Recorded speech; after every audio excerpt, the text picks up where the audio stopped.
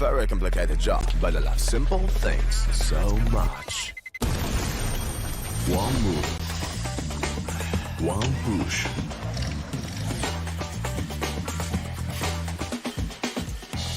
One touch.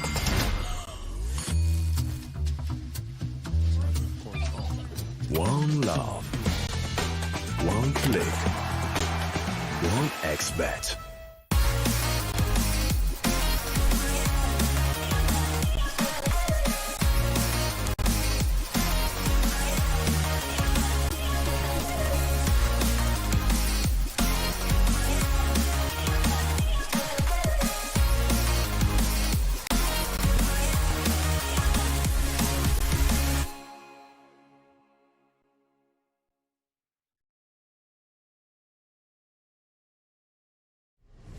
Win up to $1 million with your CSGO esports predictions.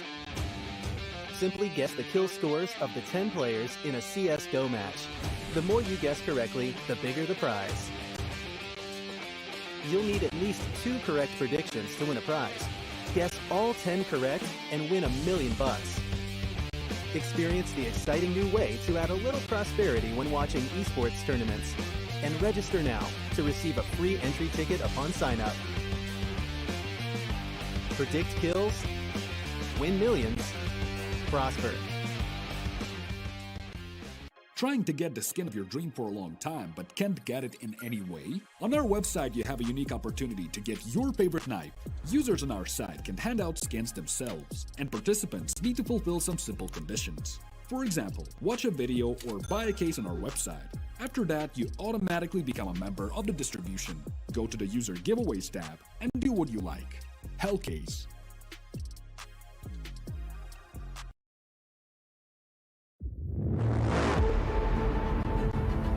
The hunger for glory feeds the desire, the courage to look for a challenge, to feed your ambitions.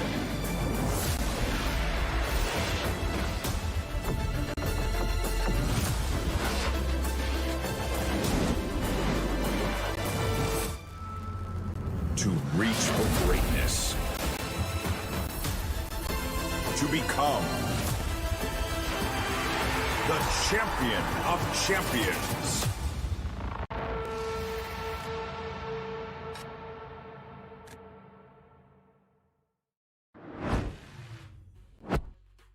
Welcome back, ladies and gentlemen, as we are about to get underway with our third game here of the round of 16 today at the CCT West European Series 1. My name is Surfer, and of course, joining me is going to be Ted. We're a little bit swapped over, of course. I'm actually going to be, me is Ted. So, yeah, Ted, I get to be you for the day, and you get to be me. So this is interesting. Yeah, man, I finally get to have a hairline. That's insane, I love it. It feels absolutely great. I might even go to the shop and get some shampoo after that. I haven't used shampoo in such a long time, and I haven't needed to. But yeah, all jokes aside, obviously, Jack, we're not getting into a nice day. We're continuing the nice day. It was Retro to take us through the first half of the action. Obviously, he had a really fun time with Hayes. They brought us through the first 2 games of the day, and I did manage to watch some of the action, and it was quite interesting seeing the big main roster, and I almost started saying Big Academy because I couldn't believe it, but it was actually the big main roster losing 0-2 to Spirit Academy, man. That was absolutely wild. Obviously, they're going through changes, trialing out hype right now, and stuff like that. He actually got announced as the main opener yesterday. But yeah, we're gonna go through the schedule real quick. And for all of you ladies and gents at home, obviously we're at the start of the playoffs of the CCT West Europe. And as you can see on the schedule here, we have open qualifiers, play-in deciders, group stage, playoffs, as we're in the playoffs right now. And then, oh baby, we're getting into the sweet part of it. There's the studio finals and the global finals that are going to be taking place in 2024. So there's a lot more action coming up. And obviously, the playoffs of the CCT West Europe, this edition of it, are taking place between the 20th and the 23rd of February. On the 23rd, we're going to figure out who's going to be the champion.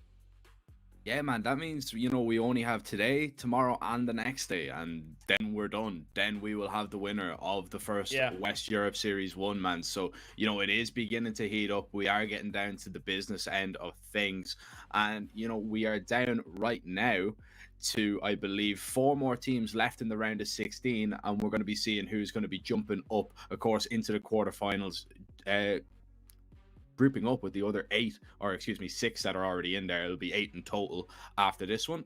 We'll have a quick look at the bracket, maybe actually. No, we're not. No, but we can go through a bit of an abridgment for you guys at home to make it a little bit easier to visualize. So in the first game of the round of 16, GODSENT took down EYEBALLERS. They're going to be facing off against GamerLegion in the first quarterfinal. GamerLegion getting the better of Tricked. Then the second quarterfinal is going to see the teams of Illuminar and Apeks face off against each other, respectively beating up HAVU and Coalesce in 2-0 fashions.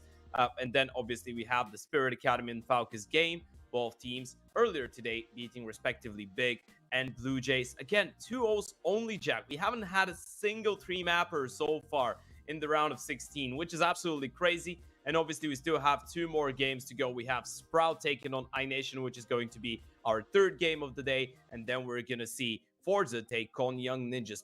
But speaking about Sprout and iNation, well, we're going to get into the head-to-head and speak a little bit about the individuals on both sides. And, as much as I want to let you speak about Stair, I'm going to start it off with VLDN, which, I'm really used to calling him Vodana simply because that's the way that old Balkans pronounce it. But obviously, we're going to go with VLDN for the sake of it. But this man was appointed by some of the greatest players to ever come out of the, Bosnian, Serbian region as the next big thing, right? We had people like Janko, like Assad, like Hunter, like Nico point towards VLDN and go, you know what? This guy is the future tier 1 star of Serbian CS.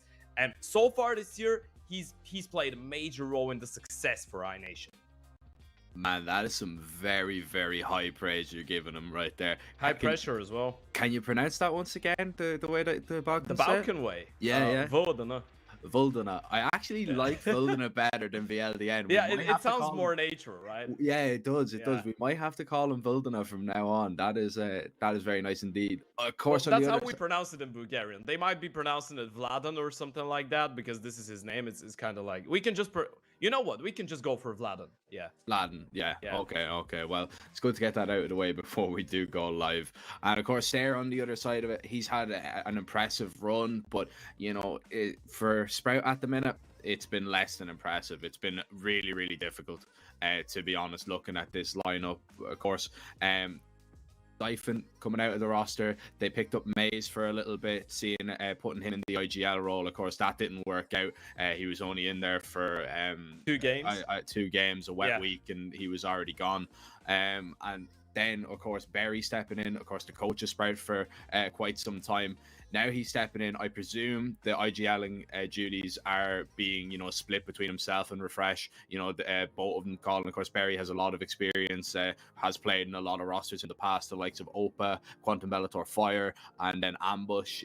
He was still playing for quite a while. He's relatively new in the coach position, but I'm hearing, Ted, we've actually delayed so long that we're actually going live in the match. So we are going to be jumping straight into map 1. We didn't even get into have a look at the veto, so maybe we will get a quick update about that just before we go.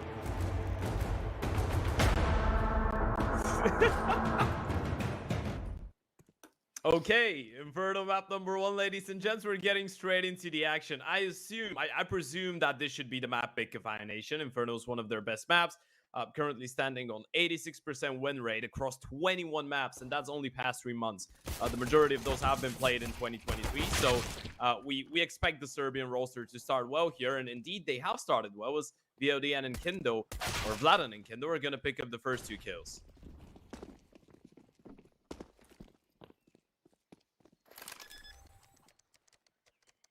Three players fault, and nobody left on that A-bomb site. Lonix and Stair, it looks like they are pretty much happy with saving what they have. Of course, you can understand that.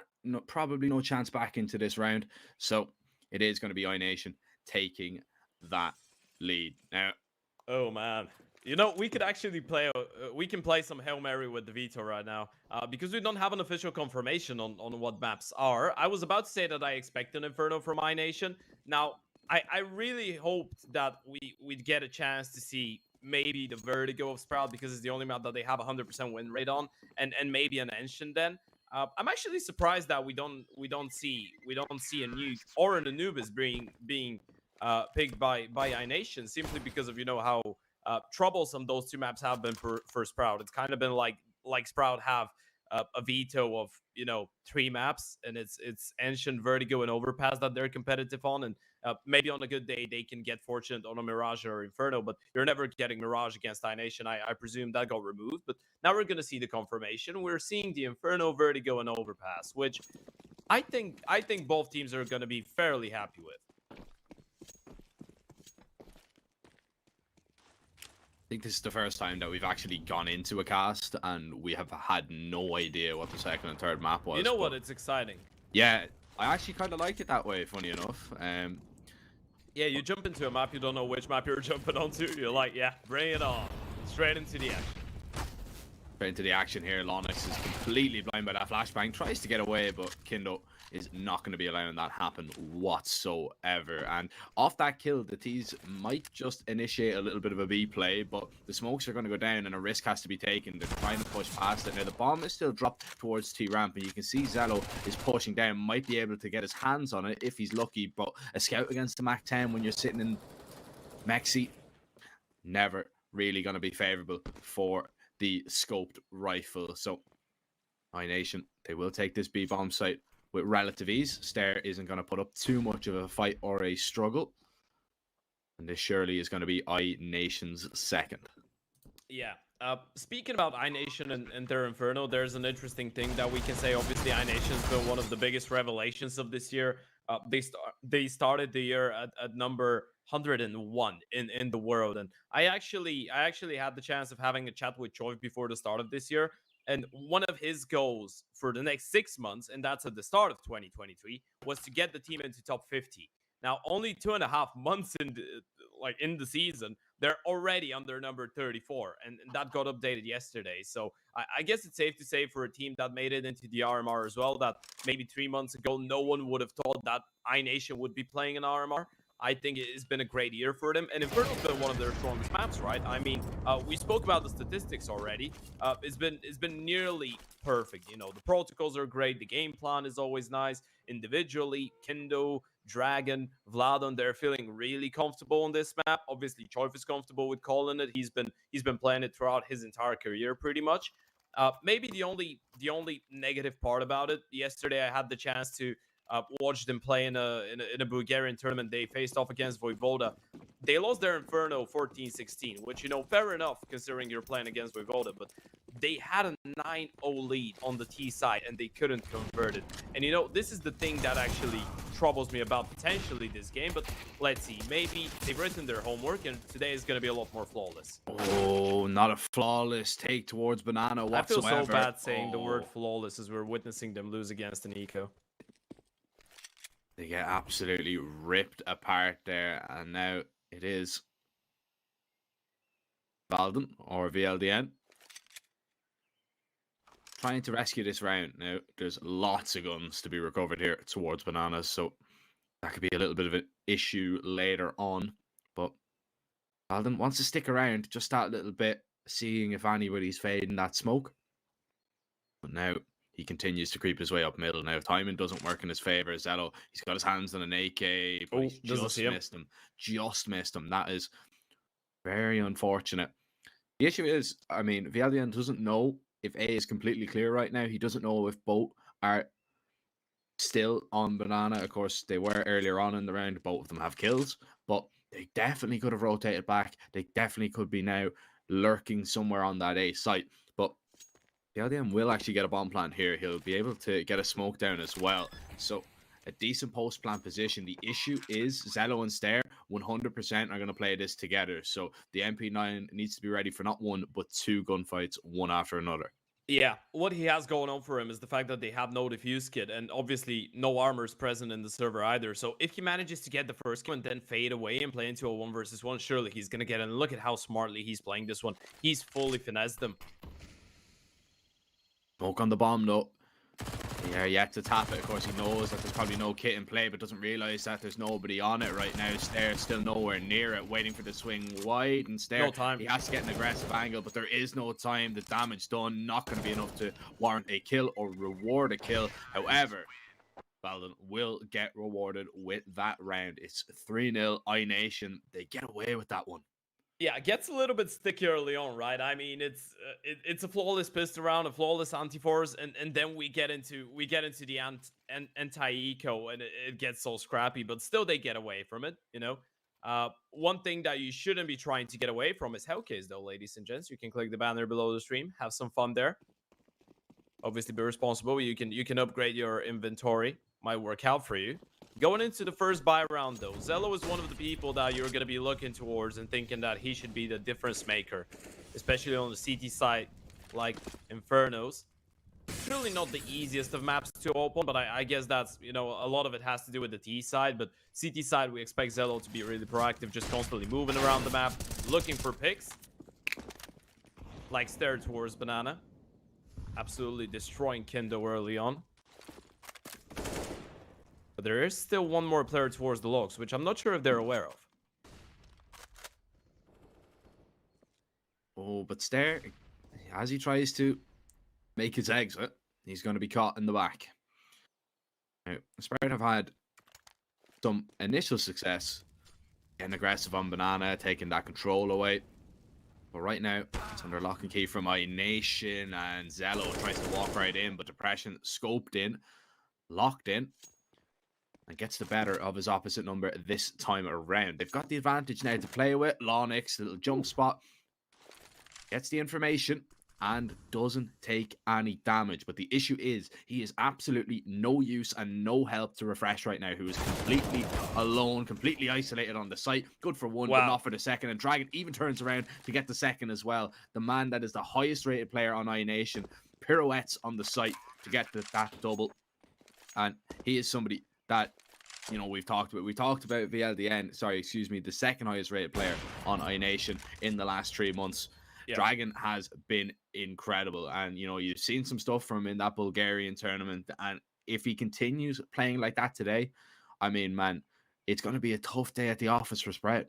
Yeah, that's the thing though, right? Because Dragon used to be the Oprah of iNation before they signed up Depression, right? So he's kind of used to being that star guy. He used to being the Mr. Impact fella in the server, so to speak. And he's used to going for those plays. I feel like he feels even more comfortable now being with the rifle because, you know, for a lot of players, especially more unexperienced ones on a high international level, being the Oprah does feel like a lot of pressure on your shoulders, right? It's kind of like that for Depression right now. Whereas for Dragon, you know, he had his fair share of opening. Now he's back to rifling, and rifling's been looking hella good from him. As you pointed out, he's the second highest rated player on the side of iNation since the start of this year. He's on 1.13. Vladan obviously on 1.19, but you know, he's Mr. Carry for the team. But still, a lot of good work has been done by both Dragon and Kendo, to be fair. The X4 Glory member. A fun fact for this iNation team, actually, it was the same 5, but instead of Choiv, they had the Macedonian Nino playing on the team in 0-100 for a certain period of time, around a month, I believe, earlier on in the fall of 2022. But then they came back into iNation, and you know, it's been a great story ever since. Another half bite coming in for Sprout so far.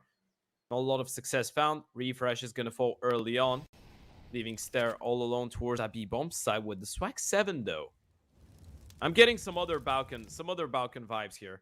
You know who I'm talking about. Oh, Mr. Ships, of course. Oh, yeah. How many times have we seen him with it now? Stare will be trying his best impression, but Choiv is very clued in, very aware that that's a possibility. The free fire is there. Very nice headshot onto the first and stops Kindo initially, but his teammates, however, will just continue to pick up the pace and try and get into the site. Very trying to find a little bit more success through that smoke. Damage taken, but also damage done. Depression nearly caught out by that P250, but luckily sets himself onto Zello, and it is just Barry that remains, and he will not get out alive. It is clean, it is pristine, and it is iNation with a 5-0 lead.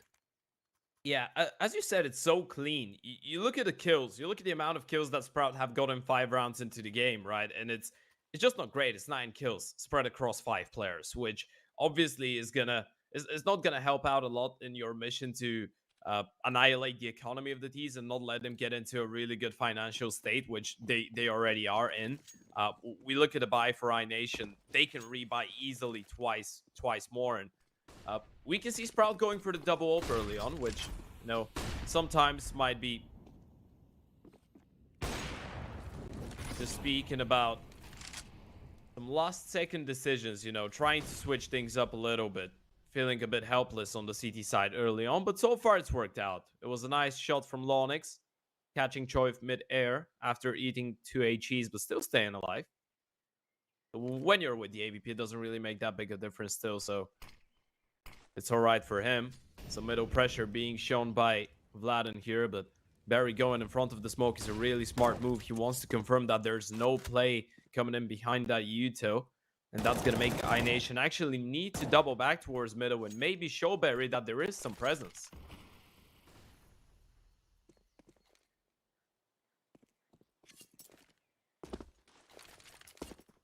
That's being heard out towards second mid, though, of course, because of the aggressive positioning of the Sprout players in the apartments. And, well, although the pressure's coming on in terms of the utility, they're not seeing all that much or hearing that much. So Sprout will not rotate away. A great setup here, and Barry took down just to avoid any of the flashes initially. Stair able to find that first kill. BLDN drops the player on the site, but Barry drops down and has a double. Depression now trying to get across, but Barry, through that smoke, is going to be able to put the finishing touches on Sprout's first round. A really good read, great information gathered from that Sprout side, and what a way to get yourself back into this game now. Of course, iNation, plenty of money, so a buy is not going to be a problem, but they are going to call the first tactical timeout of this game. Yeah. I think they realize right now that last round's fake was a little bit too cheap for Sprout, right? Because of Barry's play, right? Barry peeking towards middle, seeing that there was nothing behind that Yuto, even though they doubled back and tried it again after, you know, Barry got pushed back initially. Sprout already had that aggressive setup towards the apartments, which obviously iNation don't know about, but because of this setup, they were able to keep that 3-man setup towards the B-bomb side with Barry on the boost, and as soon as they get the first kill, they already had a man advantage. They get a 2-man advantage. Barry can get activated from the boost. It was just overall pretty decent round from Sprout, tactically wise. Great information play from the coach. A 5-4 start, by the way, by Barry. He's been hitting them shots whenever he's needed to. Still, though, Sprout need to double up and double down on rounds. Otherwise, money's going to be in the bin once again. Oh. You've already lost one of your ops. Lonix will not have any success. Refresh. And Zello decide to vacate the premises of the A apartments just in case of a terrorist waiting on the other side. Now, how does Sprout get themselves back into this round? They've stacked heavily towards A here. Refresh is going to try and get this smoke down. Dragon's not going to be spotted on the cross, and this timing could work out perfectly. Dragon's got one, Dragon's got 2, and that is near perfection from him. Understood the assignment completely, gets it done, and it's the save from Sprout. There's going to be no double up on rounds for them, as they're going to have to double up together and hope that they can get in a crossfire to hold on to these AK and M4s. Yeah, that was great communication as well from iNation. It must feel like it's just a random timing for Dragon to peak, right? But it isn't. And in the end of the day, Kindo actually takes down both Stair and Barry. That's massive for the economy of the CT side, which is not going to be looking absolutely perfect after the end of this round. But going back to the play from apartments, Dragon just peaks in the exact same moment when if Sprout have that idea to double up towards short, they would, right? Everyone else from iNation uses the nades, they molly off underback, they start flashing towards middle. They make it look like the initial take is going to come in from mid. So Sprout just double back. They're like, you know what? We're going to focus on middle, and then we're going to turn around and catch the apartments player after the fact, because this is how it usually goes, right? Usually, first contact made towards middle, and then the apartments player tries to play on the back of that. But no, it was just the grenades, no peeks coming in, and Dragon just speaking simultaneously with the mid utility. That was a great play from iNation.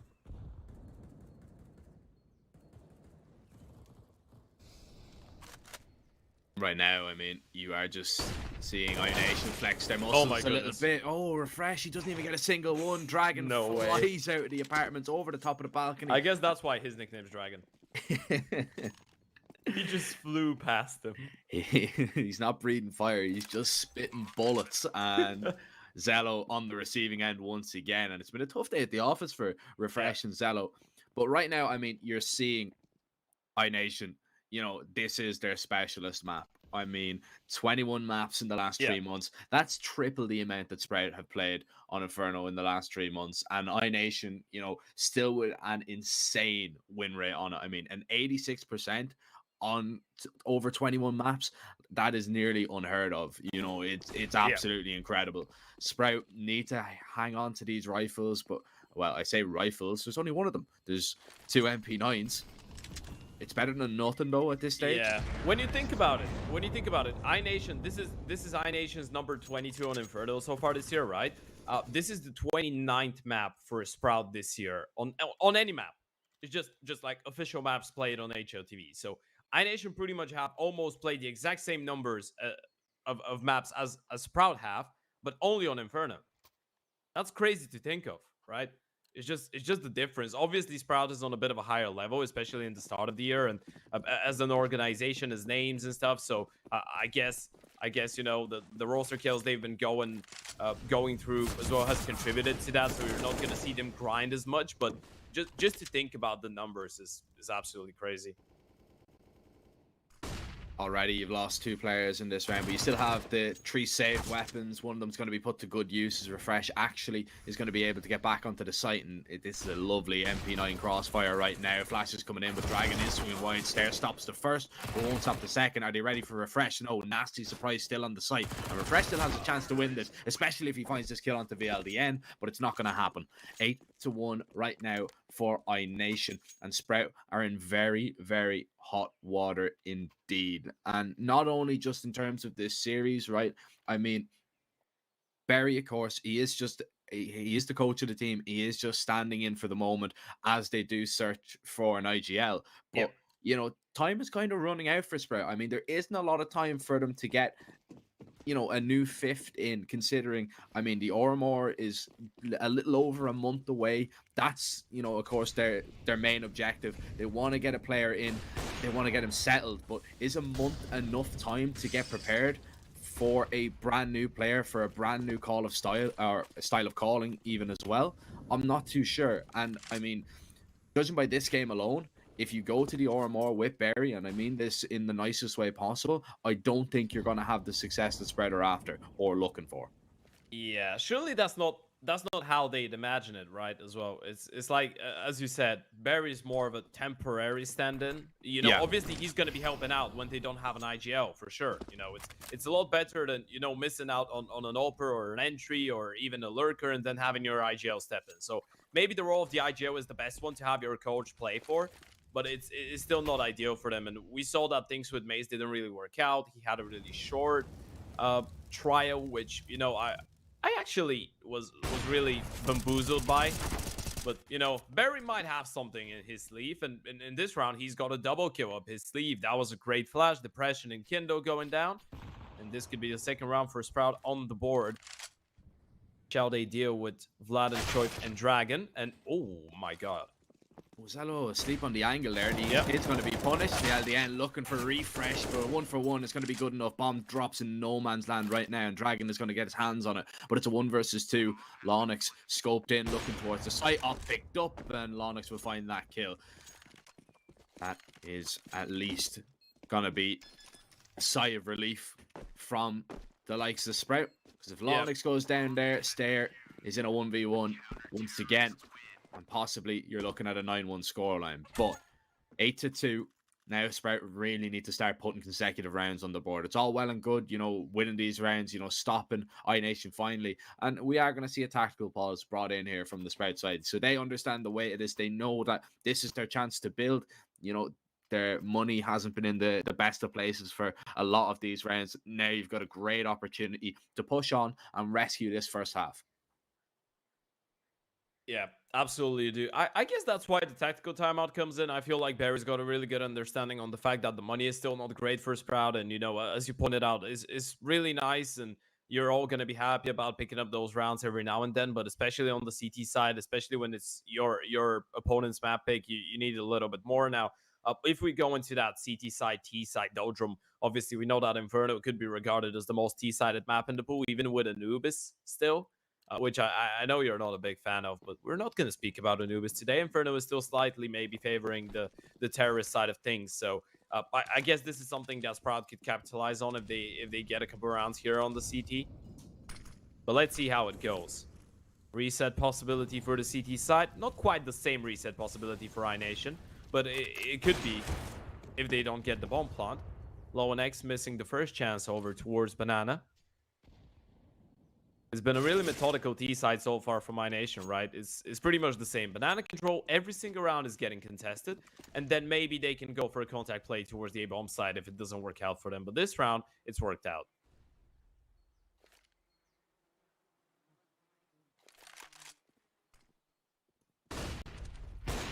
Lonix going to peek onto the angle. Kindo is going to be stopped, but Choi still heading into the sights there, actually pushes past that smoke, able to find the kill onto Dragon and backs away safely, knows that there's a two-man advantage intact in play. They just need to keep it that way.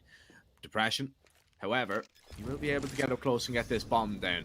The spam will not be good enough. Lonix, of course, does have an AWP, so not the most ideal weapon if you don't hit that first bullet, as right now, Barry just lines up the spam, just gets it perfect. Chive dead.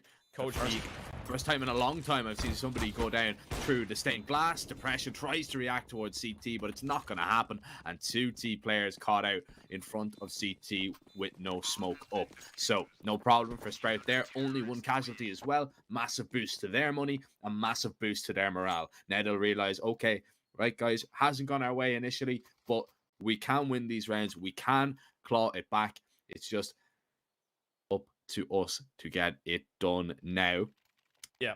And to be honest, I mean, if this one doesn't go to iNation in iNation's favor, then, you know, it'll get a little bit easier because you won't have that many AKs on the other side. Yeah, it's going to get a bit scrappy from the iNation perspective. I feel like for the mental of Sprout, it's really important that both these rounds still got one in the post plan, right? Last time you had a 1 versus 2, now you had a 3 versus 5, which obviously you're going to favor them in, but it's still a round in which iNation are able to somewhat make their way onto the bomb side and get a bomb plant, and still you're winning the round fairly comfortably. Now this is not comfortable for Low and X. He just gets absolutely deleted by Vladon in the apartments, and that's the second time we've seen that. First time it was the AVP of Zello over towards short, but Vladon's looking sharp today. He's leveled himself up with the top fragger of the server before this round. Well, top fragger underneath Dragon, so leveled up on second place with Barry, who's been doing a really good job for Sprout so far, but there goes there as well towards the top of Banana. Yeah, Sprout left there really to hold alone here. Flash towards middle for some information. They don't see that much, so Barry is actually going to rotate back now, just a little bit afraid of what might be coming in towards Banana, and Stair decides he's going to play a little bit safer as well. Yeah, like that position from Stair. He's playing in such an aggressive angle. Even if they kill him, they won't really believe that he's alone. So chances are there's going to be enough time for the rotation. And if he gets the kill, there's going to be enough time for Barry to rotate over and support him. And he's still got a Molotov and an HE to do so.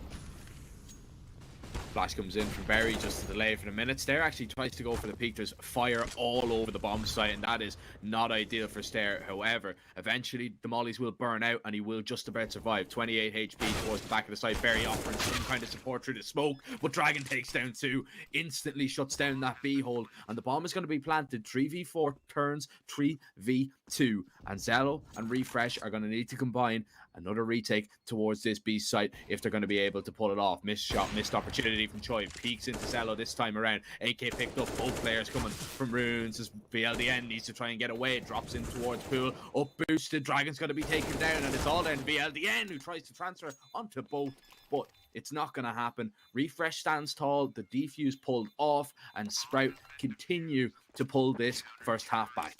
Wow, it's been such a close game in a lot of those rounds, right? A lot of retakes, as we said about Sprout. Maybe this one felt like the one that iNation should have won after the double kill from Dragon, though. That was absolutely phenomenal from him.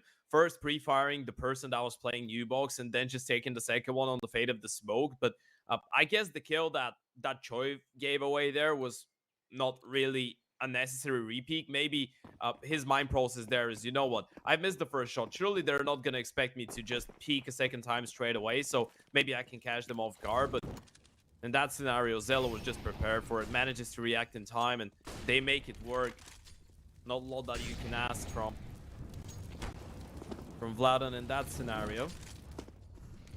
And it's a 4-8 here. Sprout slowly starting to crawl their way back. Now, the only problem that they maybe have with the way that they're winning those rounds and the way that they won the last round is the fact that they still lost too many members, right? They lost 4 players. So money is not great, but you're still getting them rounds on the board. And, you know, in the end of the day, this is what matters, especially when you're able to keep the T side money low simultaneously.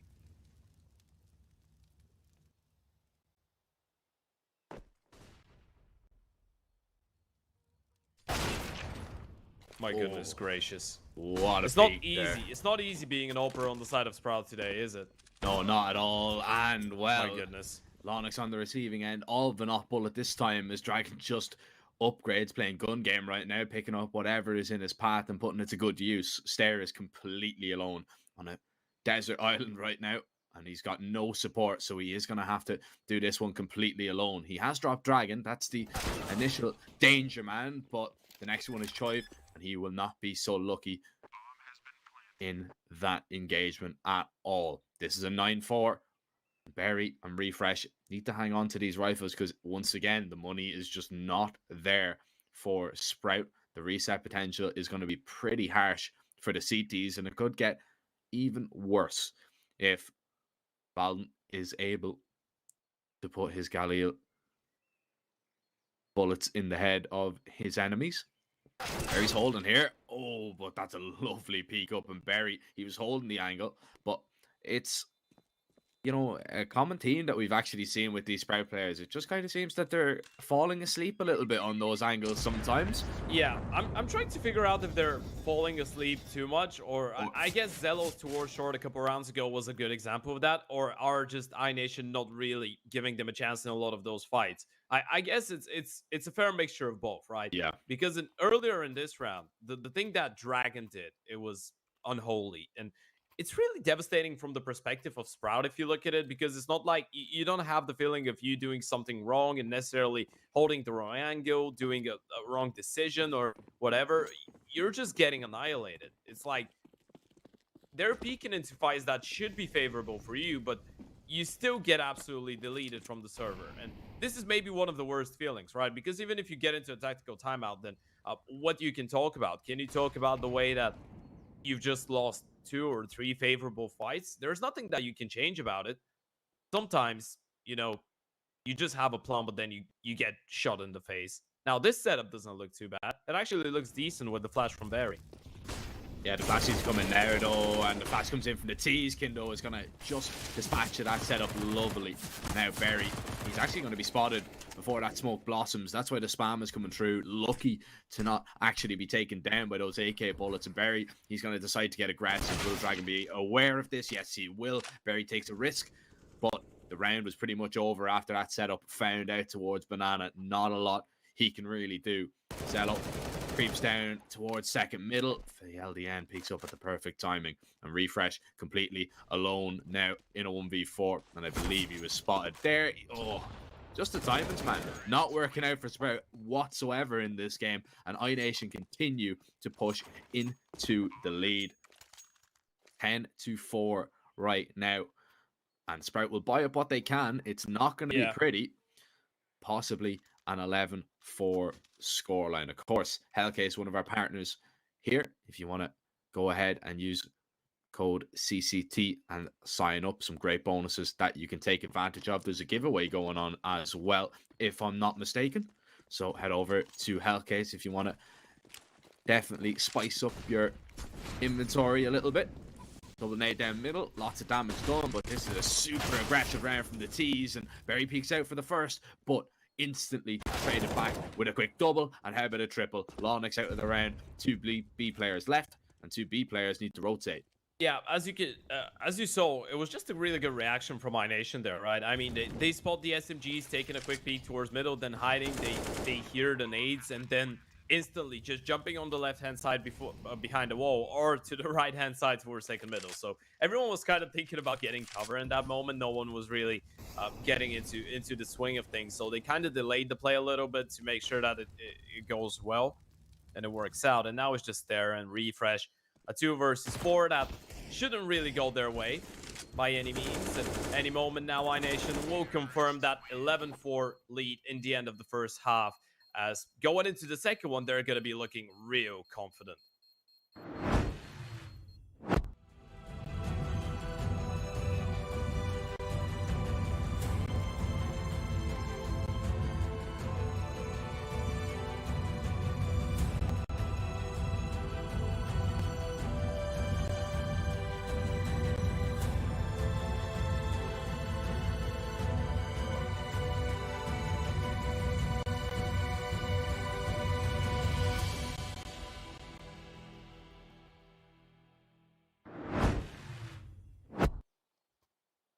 Okay, Jack, we are back to the swing of things.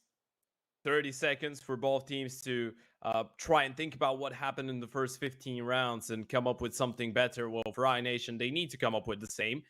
Sprout needs something better for sure. And so far, it's looked like exactly how we expected it, right? I mean, it's looked like a really well-coordinated, dominated game from iNation on Inferno that they look prepared for. And Sprout with some good plays from Barry, some decent calls, some decent aggressive plays, but that's really all that there is to it. Haven't really been able to get closer to, you know, being in the contest of this map. Not quite looking like a team that could win it in the end, but, you know, who knows? Maybe a pistol round could set up the tone. Well, I mean, if you're Sprout, you need to hope that the pistol round can set the tone really for the half, and Lonix is going to be the raid boss here with the P250. Look at the mid push. Smoke goes down. Yeah, I mean, iNation are getting a lot of information here. Kindo is going to maybe just swing out in front of this smoke, but the flash blinds him perfectly, and he can't stay in the middle and try and fight with those Julies. Not what he would have wanted. Berry's just going to run right back into Dragon and give away the opening kill of this round. That might be a problem. Bomb still yet to be planted. And now the smokes begin to clear. iNation could be absolutely anywhere right now. But Sprout, they are trying to fight here. Stair will win the first and the second as well. And maybe, just maybe, they'll be able to put the bomb down. Yeah, that's a massive double kill there from Stair. They feel so confined right now on the back of the bomb side. Just look at the minimap. There's 4 Sprout members just stuck on the back of the B bomb side, not able to move anywhere. Pression goes for another peek. They can't really plant the bomb either. They can just tap it, try and bait out the peaks and get the kills, but Depression takes down Zello. Refresh, gonna tap it a second time. Actually tries to stick it this time around, and he's gonna get fortunate enough to get a bomb plant out of this, but they need to find the kills still. Vladen leading the charge, gets dropped, and actually Stair and Lonix are gonna help out Depression, or rather Refresh, to win a fairly clean round here for Sprout. It did look a little bit chaotic there the moment that, you know, they spot the players aggressing towards Banana. They realize they have no CT presence, no Coffin's presence. They have no presence towards Banana, so it's pretty much 5 members, or, well, after they lost Barry, 4 members, just contained on the bomb side and not really having a lot room to work with. But, you know, they delay it. They play it patiently enough, not really panicking too much.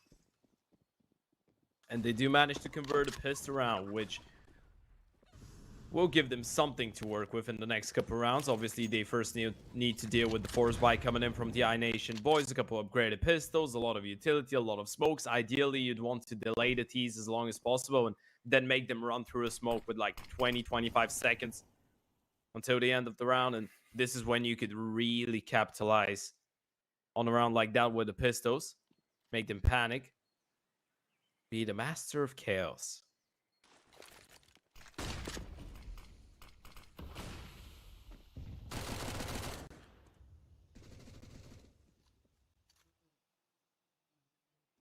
it is quite an annoyance, right?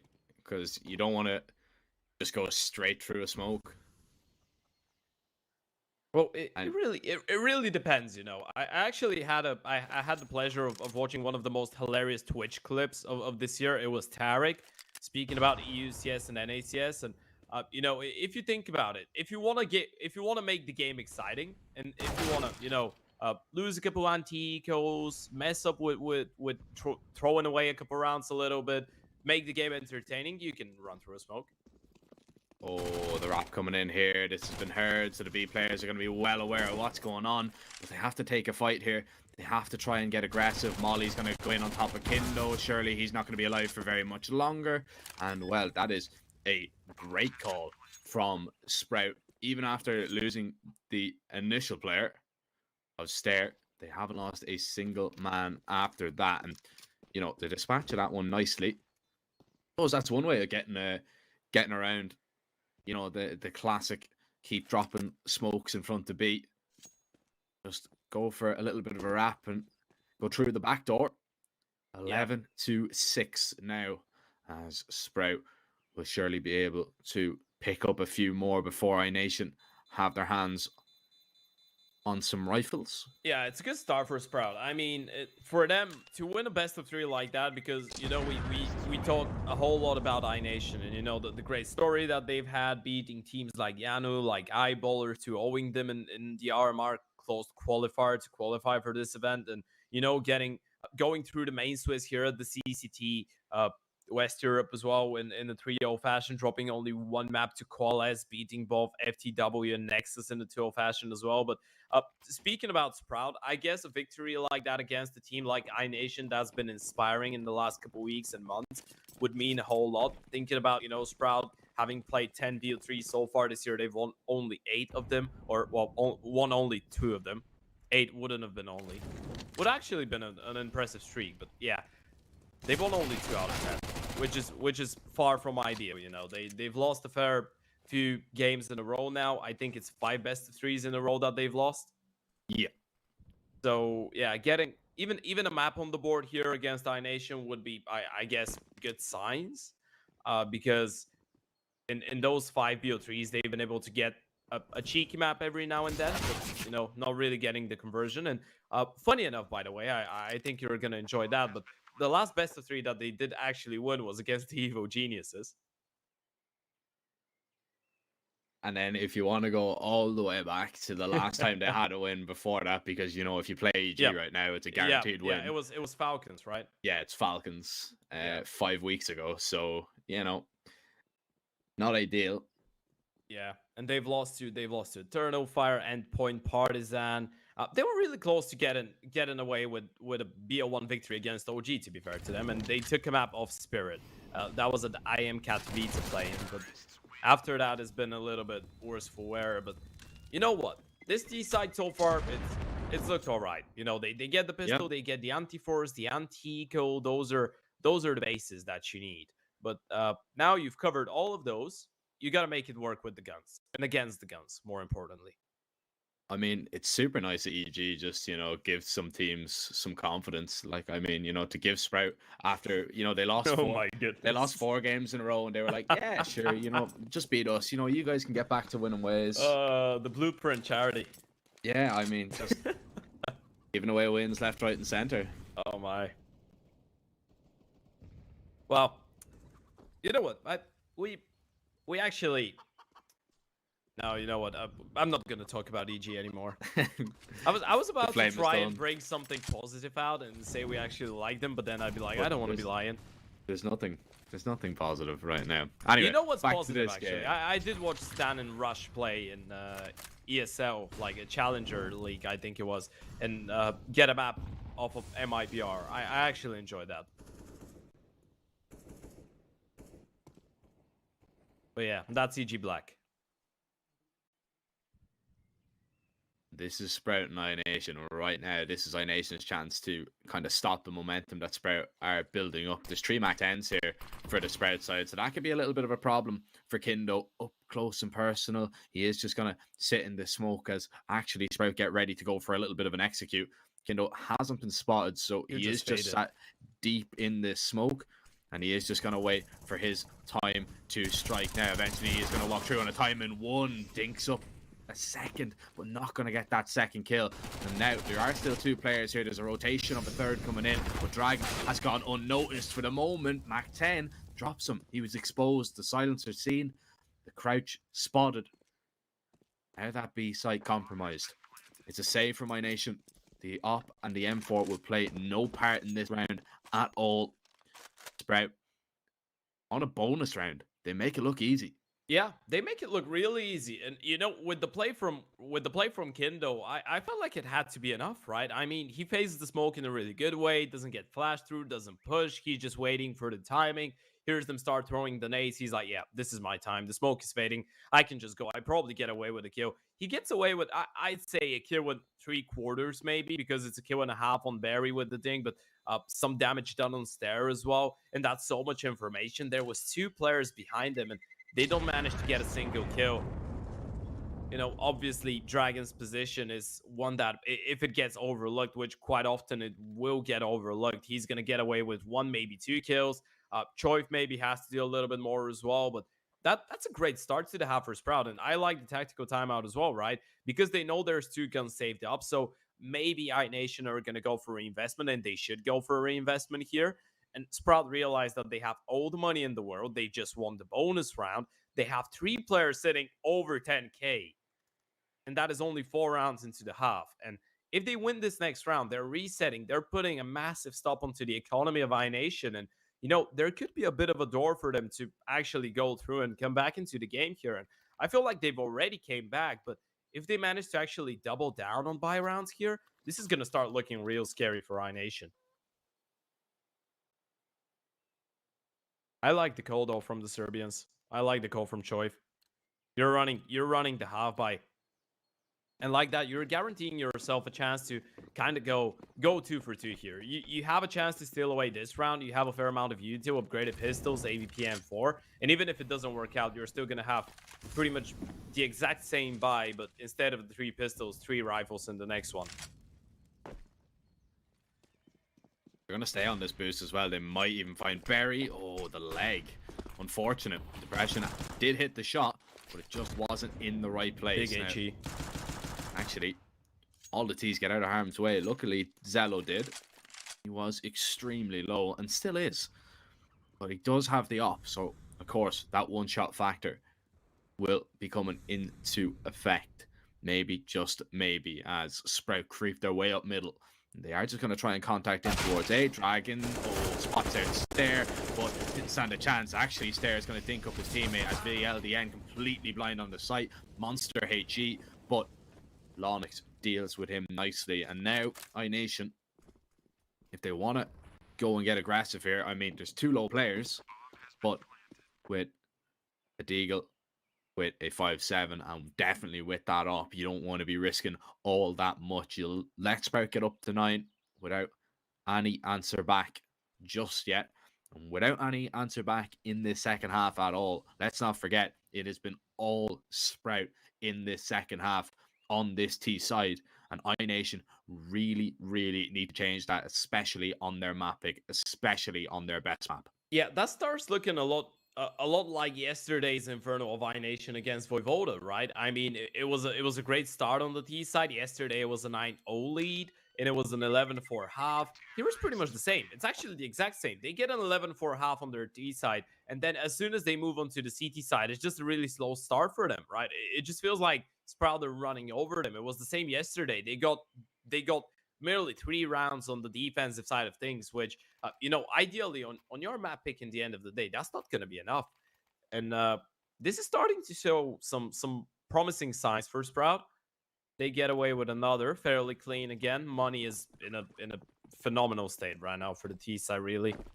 You're not thinking about money. You're just thinking about the rounds on the board, and you're thinking about iNation feeling the pressure. Now, obviously, that's another buy round coming in for the iNation boys. The previous one was just a really good attempt with the half buy and the safe weaponry, but now you've invested everything and you need to make it work.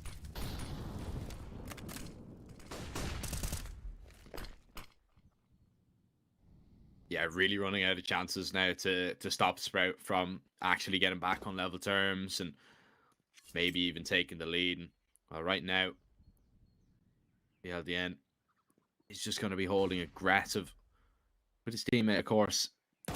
Very aggro app setup. Oh, he nearly turns around at the wrong time. Refresh is going to maybe try and catch a timing onto the upper, and he might just do so as the short play comes in, but the press is ready. It's that first shot. VLDN just swings wide into short, and this is a lot better right now for iNation. Sprout have been stopped in their tracks, and maybe, just maybe, there could be a clean round on the cards. No, VLDN exposes himself. Stair, low HP, comes away with that kill.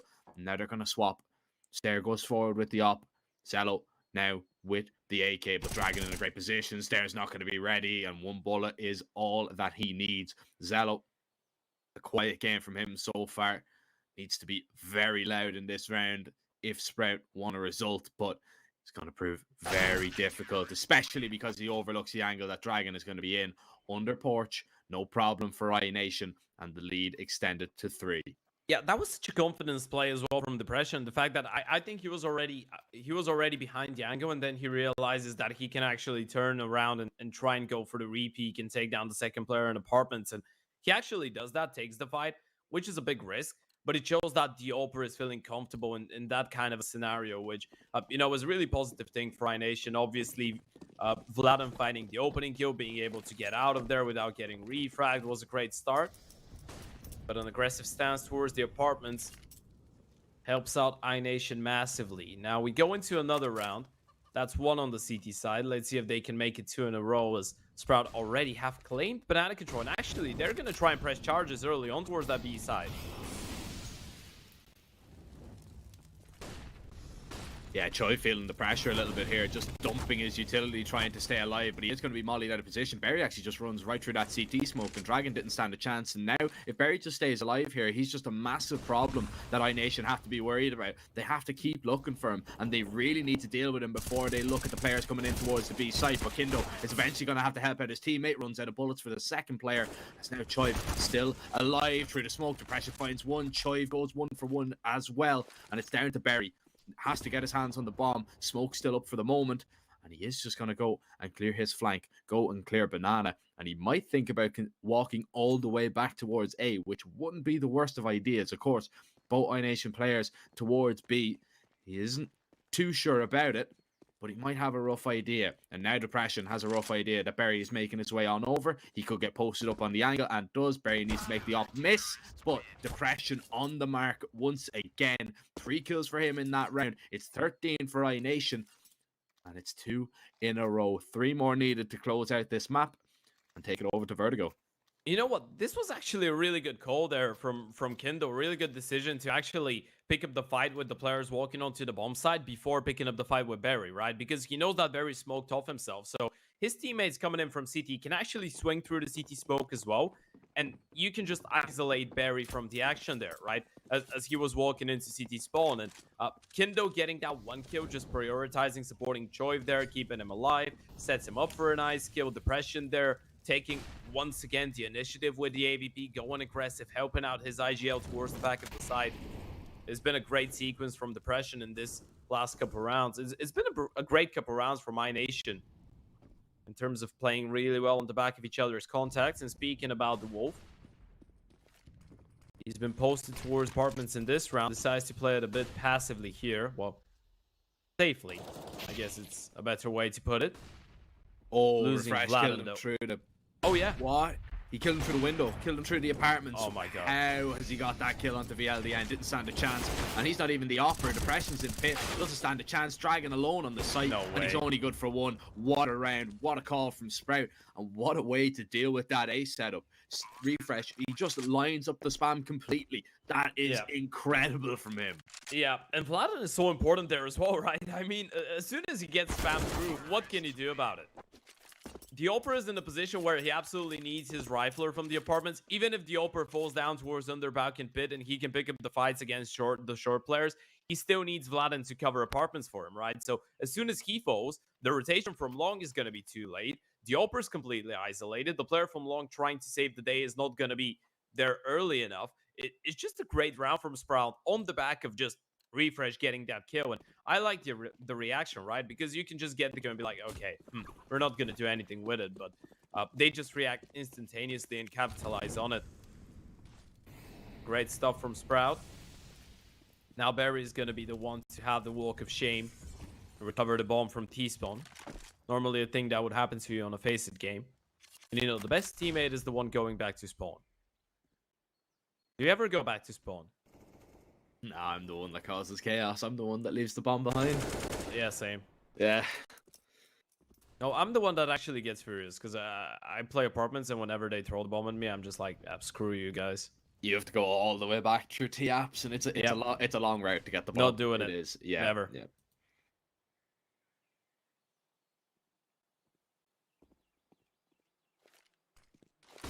Well, the bomb is acquired.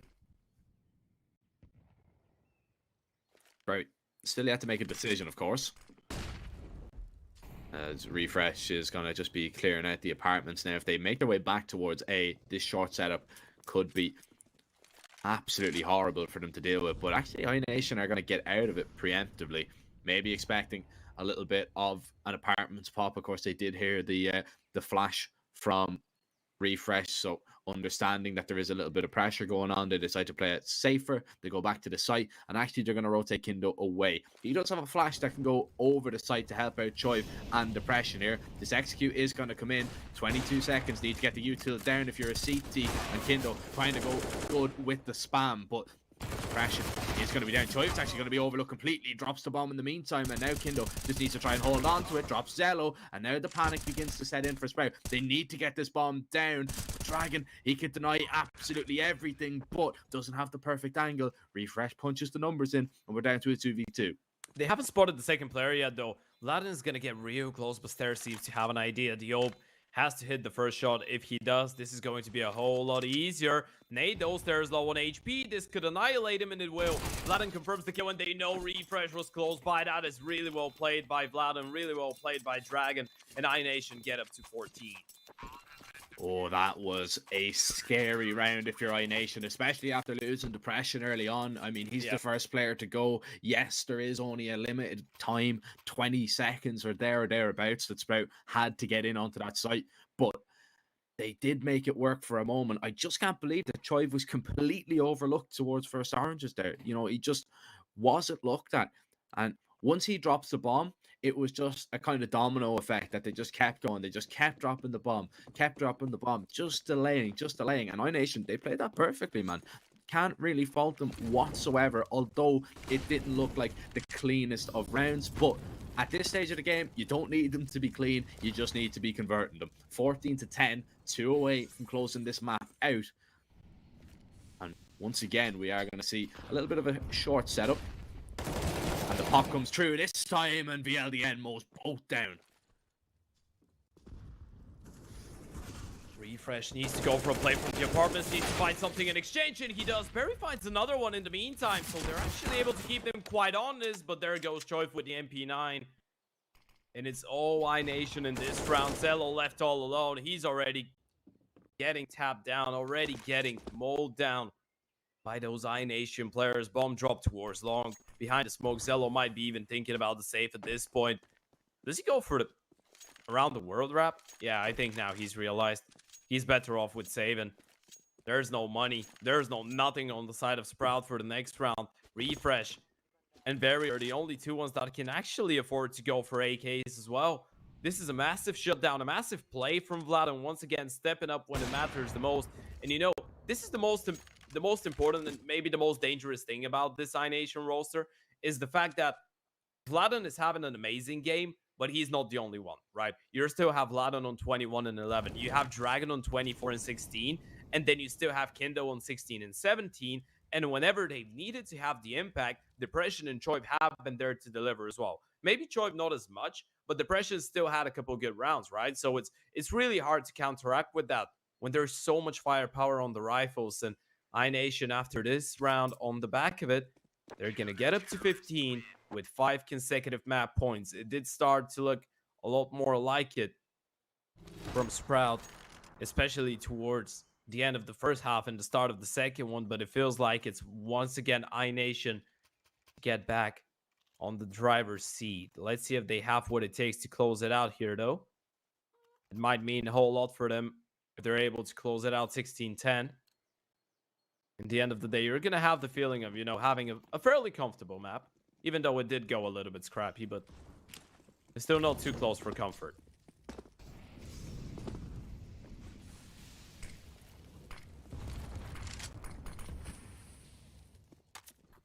Early nade onto Depression, and Kindo tags him down. It's actually a great chunk of utility damage there. It's a good start to the round, especially considering you still have the Glue and the Mac-10 in the mix. Gonna make them a little bit easier to deal with later on, but for now, you're just trying to set up Zello for a peek towards middle. Nothing really going their way, though. iNation just playing from the back of the sites, holding on, letting Sprout run out of their already limited utility and running out of members as well, with Barry walk straight into the AVP of Depression.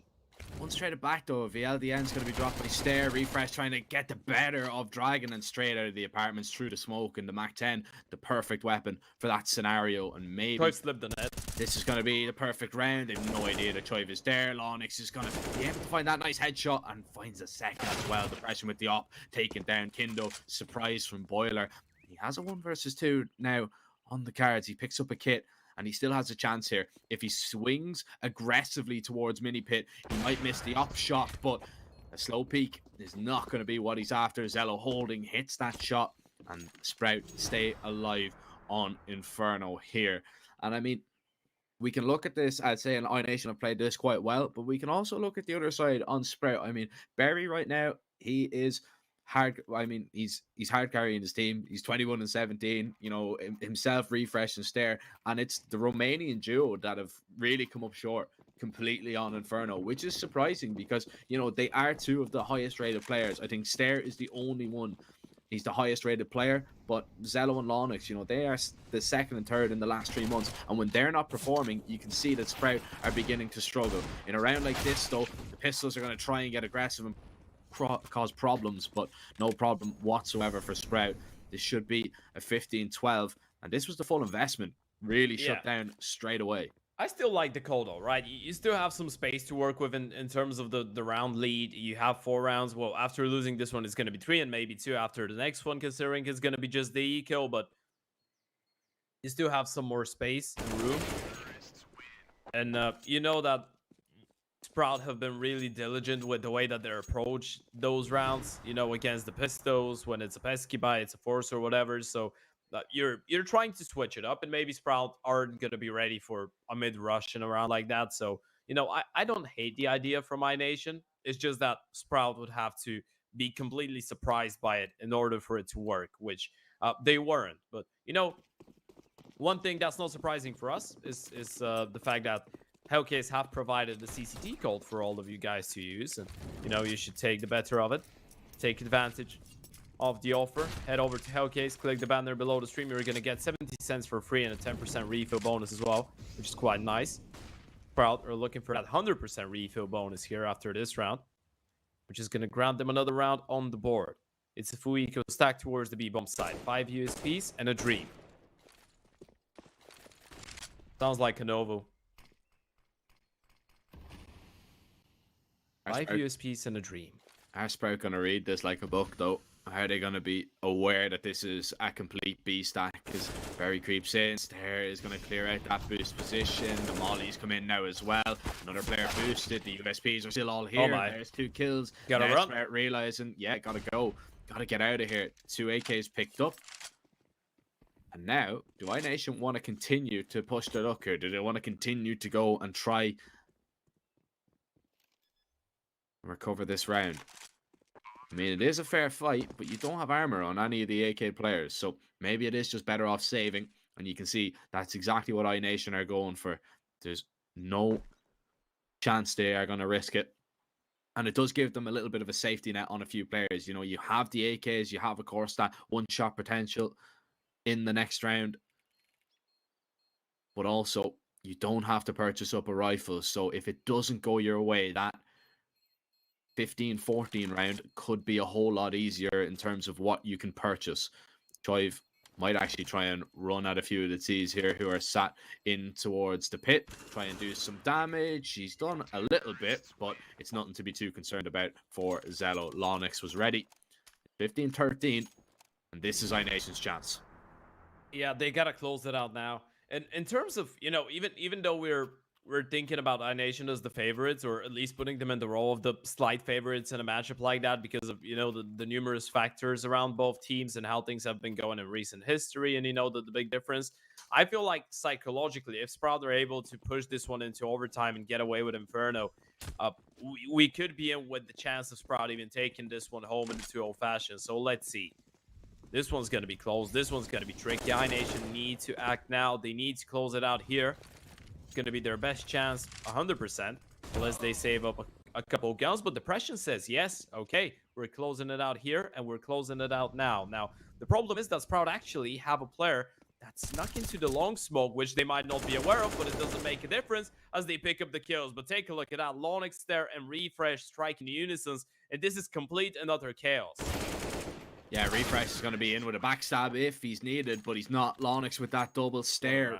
What a round from him. I mean, he was completely alone towards Banana, and he gets the double entry. That is ridiculous from him. And sometimes you just need, you know, your star players, your key players to step up and do the business.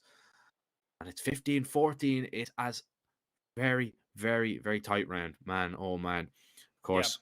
Look at the money on the CT side as well. I mean, Depression's the only one. Well, pardon, Choip and Depression are the only two ones that can monster up a buy with premium rifles. The rest will have to be downgraded to MP9s and pistols. And okay, even if Choip wants to drop over the M4 to someone else and play the MP9, which I don't think he will, but you're still gonna have such a troublesome buy going into the most important round of the game so far.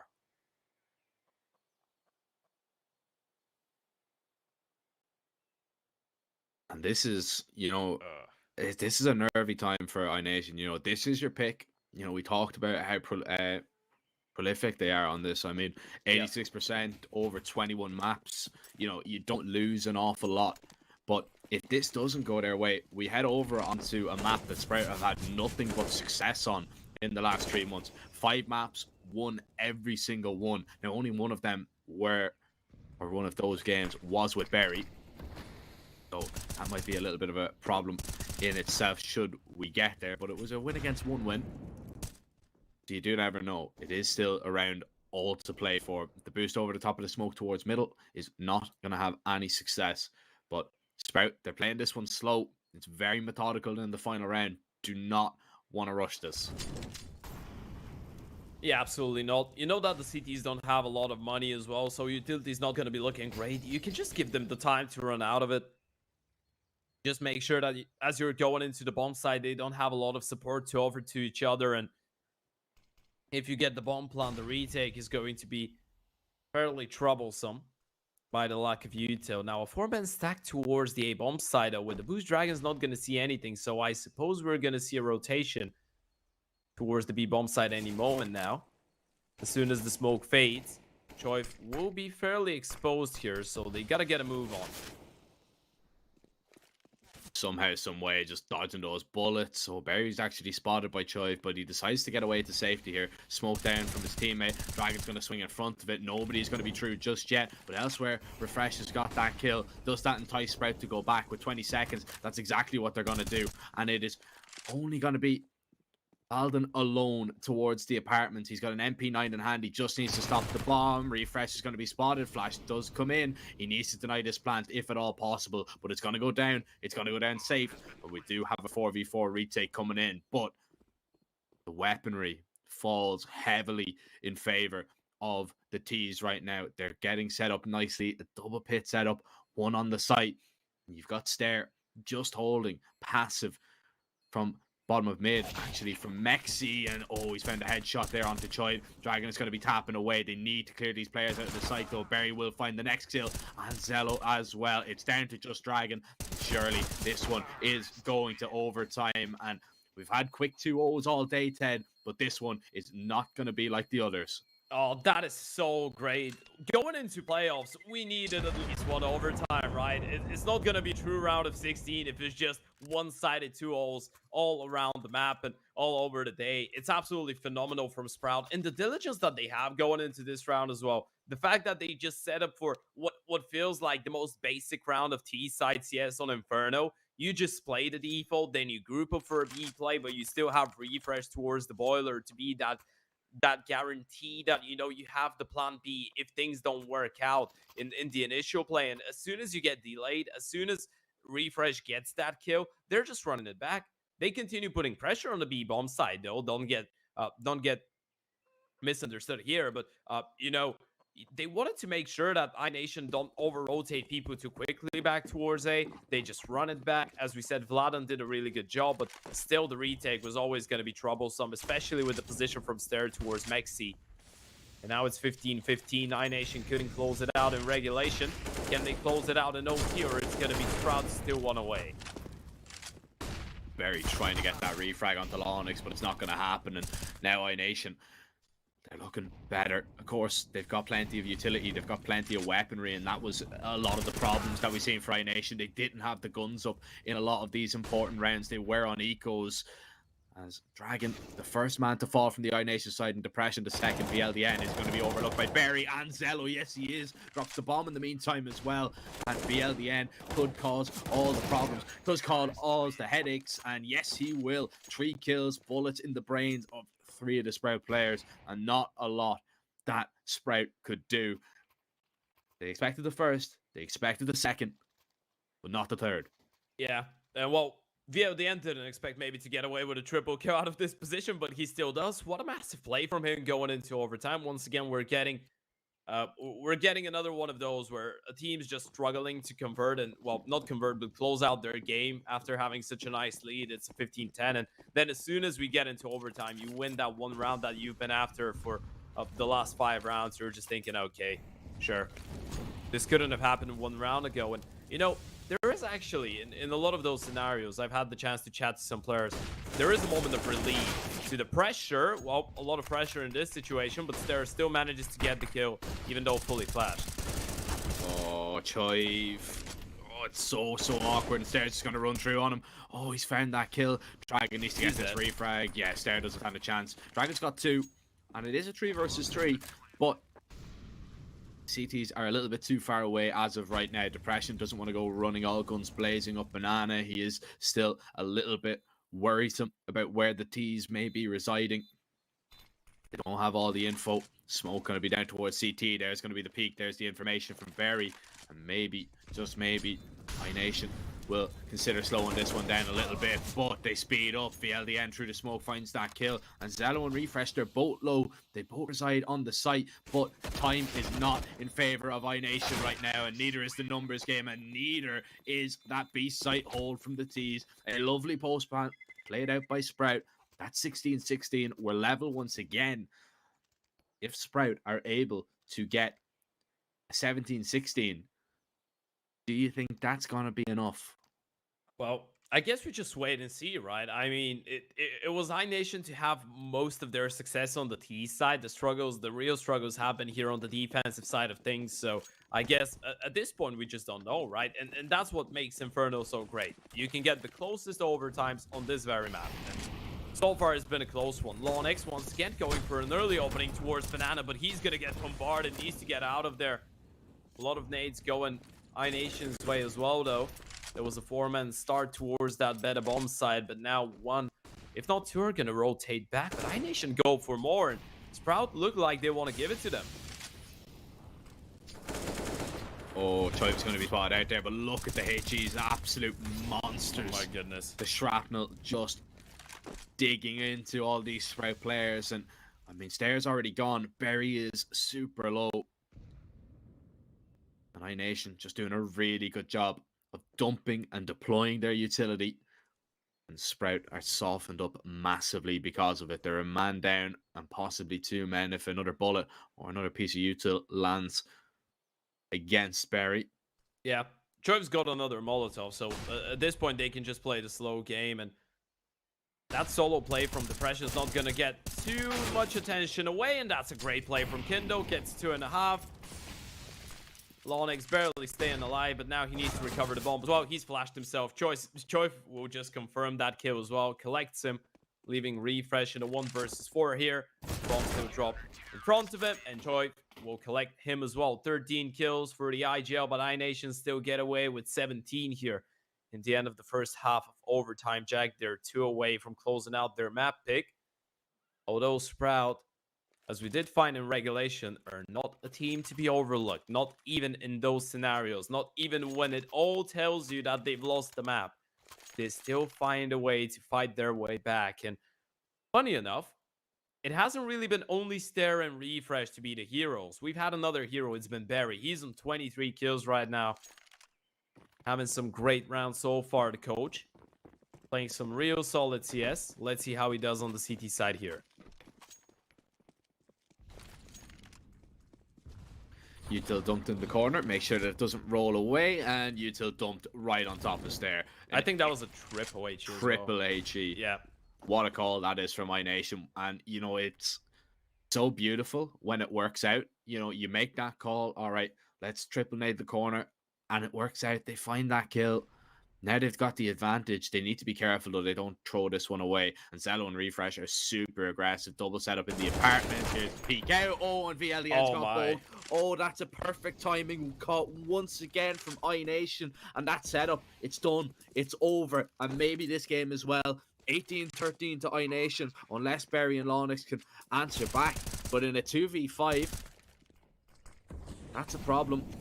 They're both spotted out towards Banana. Depression even stays alive. Dragon, however, is going to go down. And, I mean, iNation, are they going to even let Sprout save here?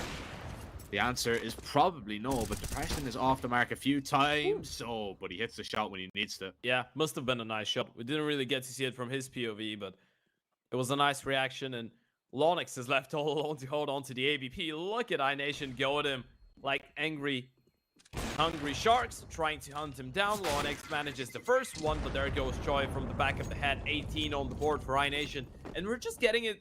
We're getting back into the living hell that Refresh and Zello have been going through towards that A-bomb site in regulation as well, right? It was just Dragon and Vladen doing whatever they wanted towards the apartments. That works out so well for Vladen. I mean, even if it's not for the timing, it's still on the back of getting that opening kill. You just walk back into the A-bomb side and you're walking into a 2-man setup towards the apartments. That's great. Even if you lose Vladen, then the reaction is going to be immediate. They're going to walk into the bomb site, plant the bomb. They have a chance to win the round.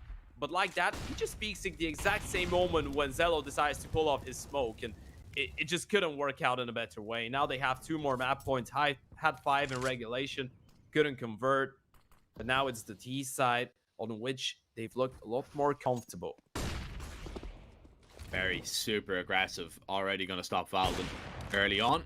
Onyx puts a bullet in the head of Depression. And maybe, just maybe, we will go another round. It's a 3v5 that iNation have to try and pull themselves back into.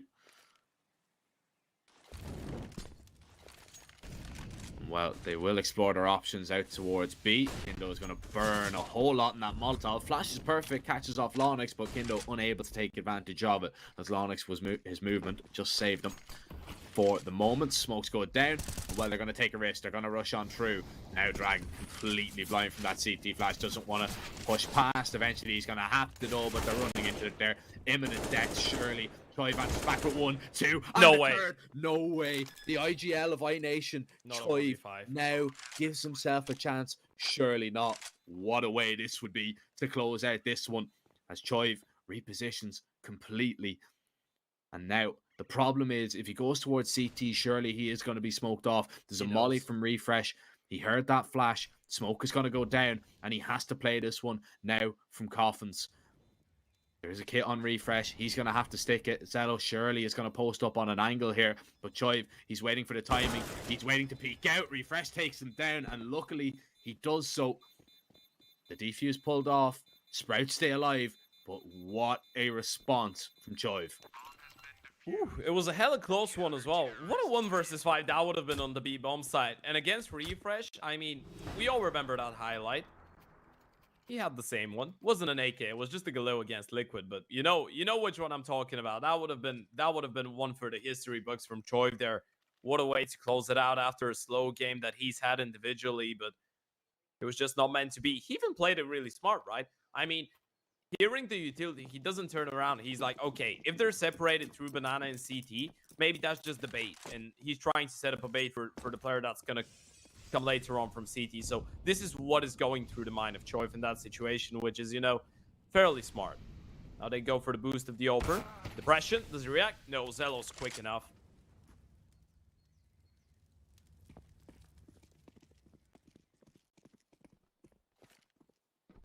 Yeah, it's nice to bring out those little ideas in a round like this. Something that you haven't either done before or haven't been spotted on to maybe get that entry. That's exactly what happens here for Sprout. This job gets a little bit easier, but it's definitely not over the line. We're not into a second OT just yet. Because there's still the Dangerman in the server. You still have Valdon, you still have Kindo, and you still have Dragon. So the problems could still be there. Zello off the mark with that shot. Good flash to get him off the angle from the tees. As they are going into the heavier stacked site, Zello's going to peek out. Oh, does the damage to Kindo as well. Nearly collapsed too, but comes away with only one. Still chances, still opportunities right now for iNation. As they consider rotating back, and this is a good call from the IGL. Choiv seems to have a good read on this.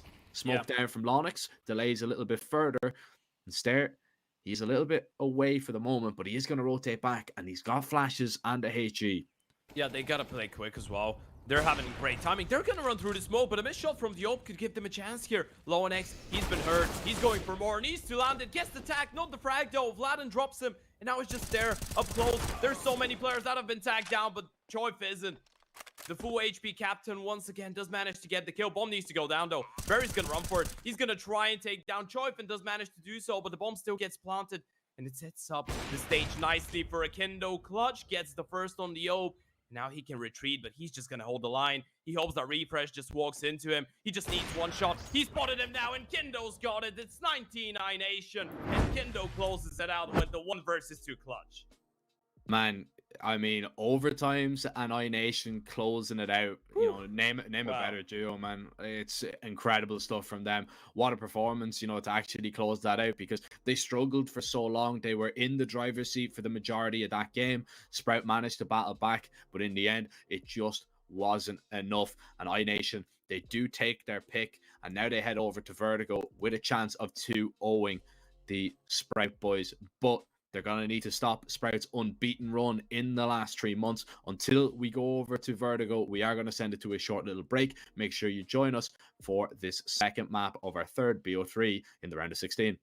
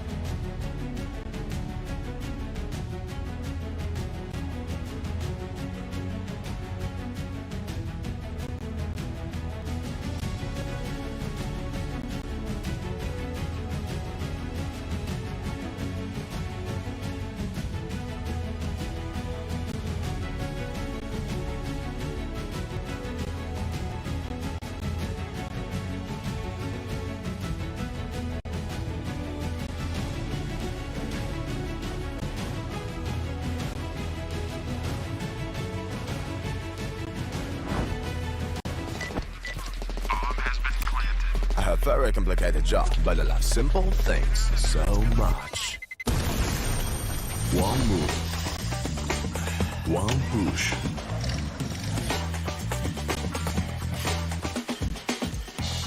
One touch.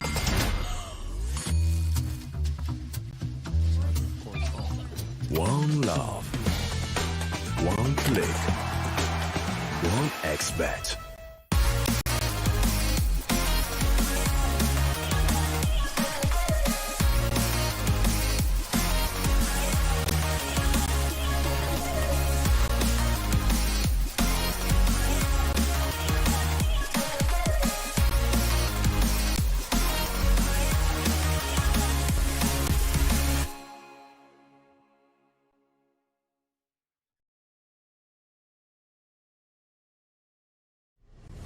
Win up to $1 million with your CSGO esports predictions. Simply guess the kill scores of the 10 players in a CSGO match. The more you guess correctly, the bigger the prize. You'll need at least 2 correct predictions to win a prize. Guess all 10 correct and win $1 million. Experience the exciting new way to add a little prosperity when watching esports tournaments. And register now to receive a free entry ticket upon sign-up. Predict kills, win millions, prosper. Are you sick of JKs? The hunger for glory feeds the desire, the courage to look for a challenge, to feed your ambitions.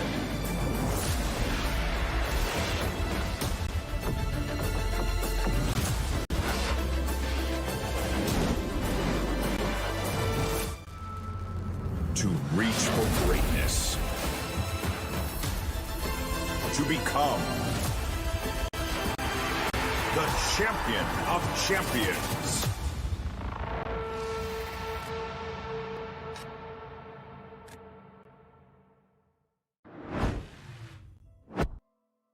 Welcome back, everybody, to the CCT Western Europe Series 1.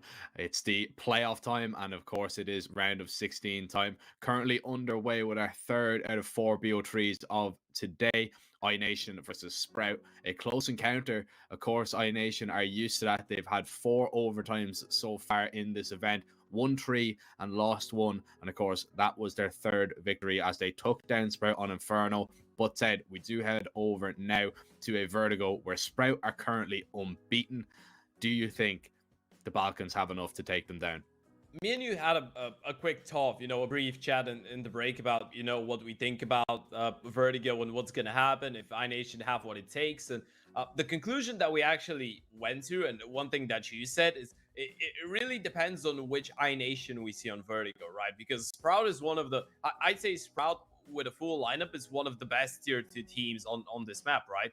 And just recently, they had a really good win against OneWin, which, again, are a really good team on Vertigo. And they played with Barry in that game as well. And, when you're seeing a team face off against Sprout on Vertigo, most of the time you're gonna give them the benefit of the doubt. And most of the time you're going to think that Sprout would be able to convert that.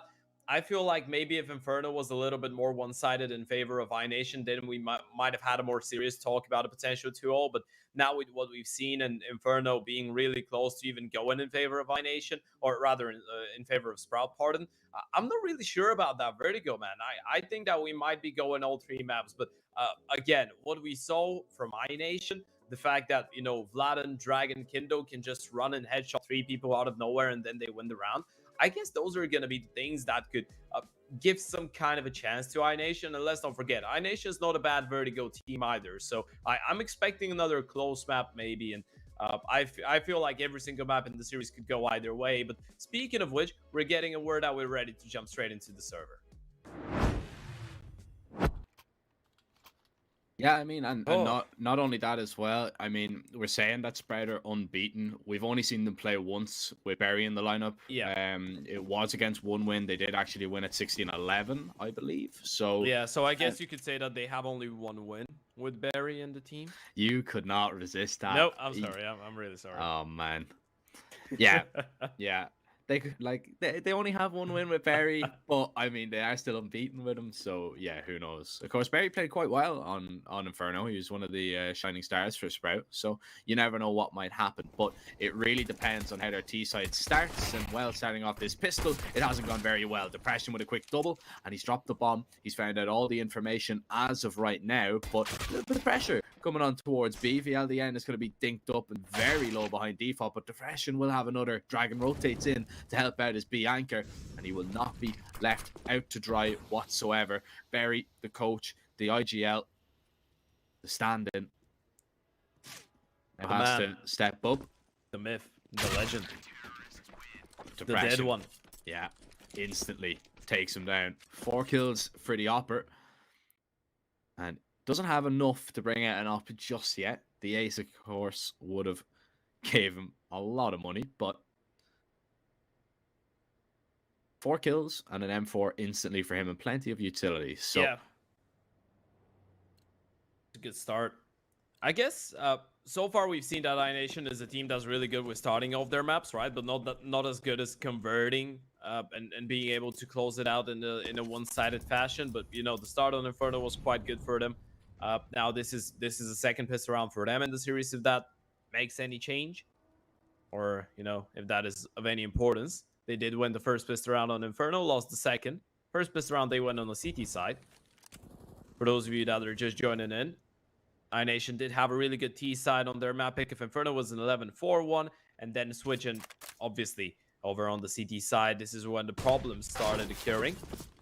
It's just the eco though from Sprout, so it should be all right. And that double kill from Dragon is going to start things off quite nicely. Should be a cleanup. should be a cleanup. It gets a little bit messy, and it is just going to be the cleanup. I mean, you lose a few players. Need to make sure that you get your hands on the rifles, on the M4s, and they can only find one. So I think they did find both.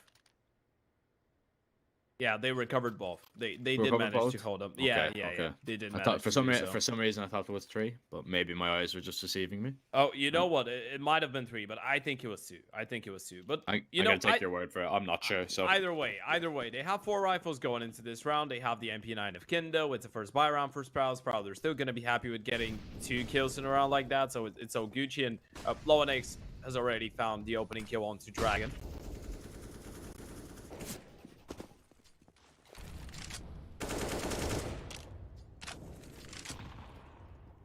Barry and Lonix will combine onto the second as well. VLDN out of the round.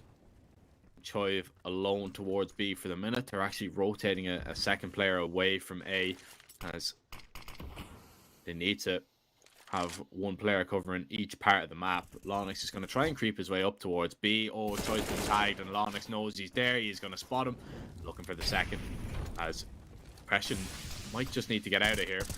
And he's playing this very passively, and indeed he is just retreating. So it's Sprout getting their hands on their first round, the first time that they do have the rifles up, and to be honest, they don't even take that much damage. It didn't even look like it was too much of a problem for them. Yeah, pretty straightforward, isn't it? I mean, we just look at the kill feed. We even missed the first 2 kills, but it just feels like Lowenex goes for an early fight towards the B stairs, gets the first one, and then Vladen tried to go for the refrag. Barry drops him, and then Lowenex just runs on the bomb side. He gets obviously some great support from his teammates, but still manages to get a kill onto Choiv. So it felt like a really simple round, a really easy round from Sprout's perspective, and quite an upsetting one for iNation, because you just lose 3 1v1s and that's it. Depression and Kendo obviously have to hold on to the guns because of the damage that was done to them in the previous round. So you want to make sure that you have somewhat of a respectful buy going into the next one, but it's a good start for Sprout. They don't take such a long time as they did on map 1.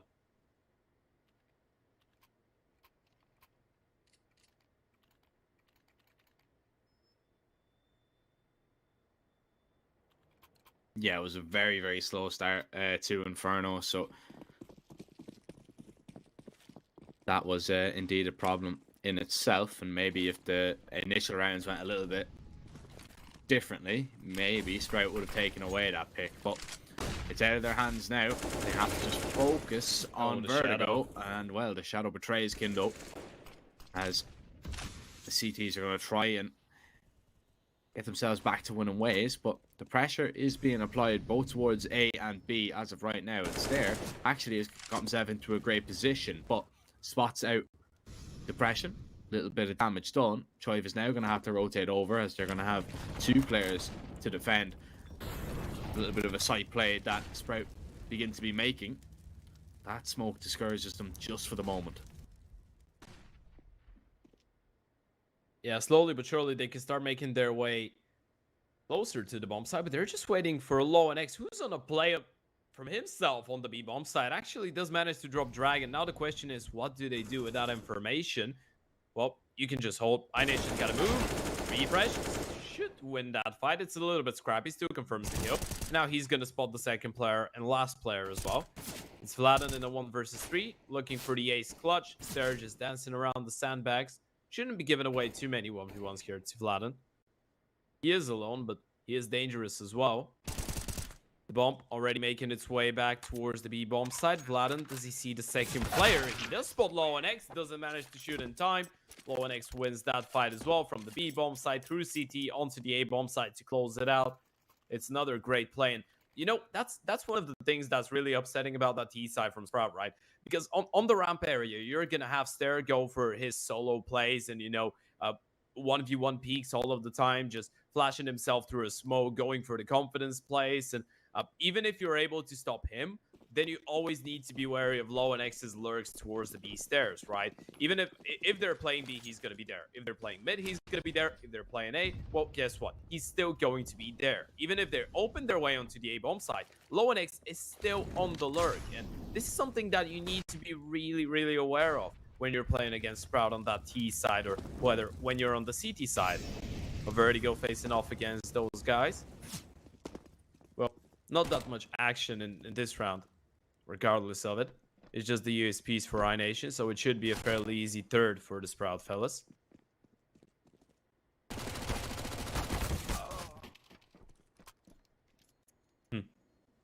I love the way they lured him into the trap. Taken down by the USPs, very overwhelmed. Of course. Right now, the Pistols are going to try and swing in. Actually, Choiv comes away with a team kill, but this is going to be no problem to clean up for Sprout. Barry will be very much used to Vertigo. It was one of the better maps that UBF and OPA were, or rather had in their map pool way back when. Fun fact, actually, played against Barry when he was in QBF in a qualifier in a qualifier for Republic. I think it was like round of 16 or something like that on Vertigo, and they ended up beating us. But surprise! It was 1917. It was very close. But Barry played very well. Is the point I'm making. Oh, Kindle doesn't realize that there's players past him. That's a big problem. Stairs found one. Stairs actually jumping knife out. Choiv does manage to get the refrag, and this is why it's so upsetting to play against there on that ramp area. Still though, Choiv gets away with a 1-for-1 and a lot of map control for himself in the team. This map control should hint him to start rotating back towards the B bomb side though. The LDN, he was low HP, and LoweNX is going to deal with him nicely. There's the mid lurk from Refresh, not going to bear any fruits. Well, speaking about the fruit, Barry makes his way back towards A. He has the bomb on his back. Cello is close behind him. The issue is they have no idea that the close ramp is clear. They have 2 Molotovs. One of them can be used to flush out Choiv, who doesn't have a smoke to extinguish it, but Depression might just need to use his. Now, they still want to go in with a contact, so they probably don't want to use that utility, and instead they are just going to creep their way up. Cello overlooks that angle, and Barry now is going to be spotted on the site, but Depression unsuccessful. However, Choiv, the IGL, gets it done. 3-3. We're level once again. By back for Sprout imminent. Yeah, I like that call from Choiv. Well, rather not the call, but the play.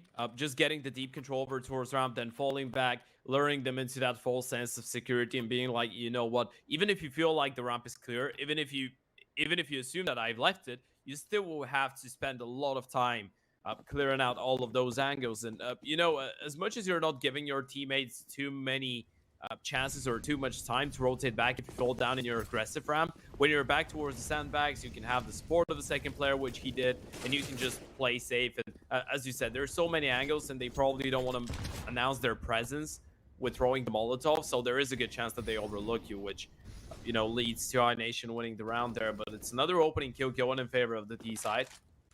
Quite a lot of those already on Vertigo so far. Depression's going to be looking to level things up, and the gap in the smoke might actually give Troy the chance to do so beforehand, and he will.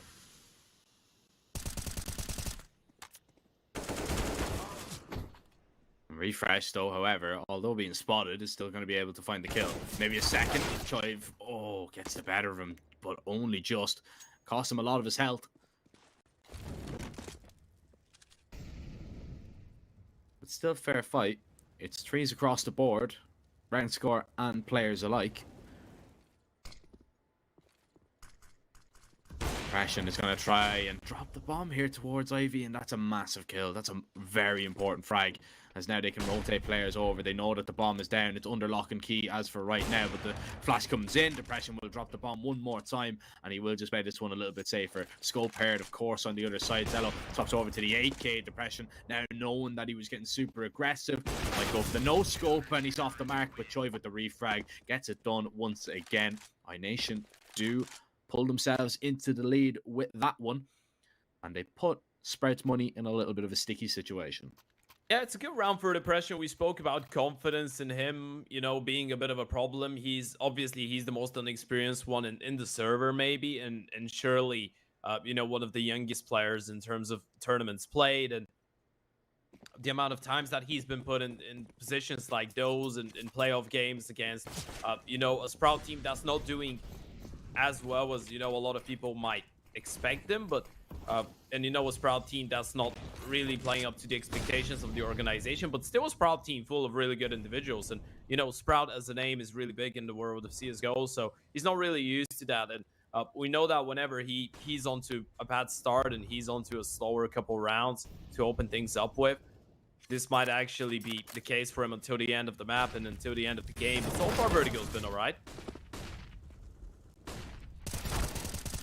BLDN goes 1 for 1, and Dragon now is going to pick up the slack out towards B, but needs some kind of support from his teammates. As the molly comes in, he was low HP, and Berry Spam is going to be on the mark. HE reigns over and does damage to both. Depression might just look for a little bit more here now as well. Choive needs to take care of Refresh towards middle. Actually, Kindo is going to go and take point, but Refresh holds. This time he wins the fight, and he is just going to try and stay alive. He's a nuisance in this position, but Choive seems to have him locked into that position, knows exactly what he is, and now Perry gets underneath. They were thinking about going for it. You could see actually Depression was going to line up a retake flash, but actually they will just get out of there and save. So Sprout just about do enough. Survive with 2. And iNation can say the same.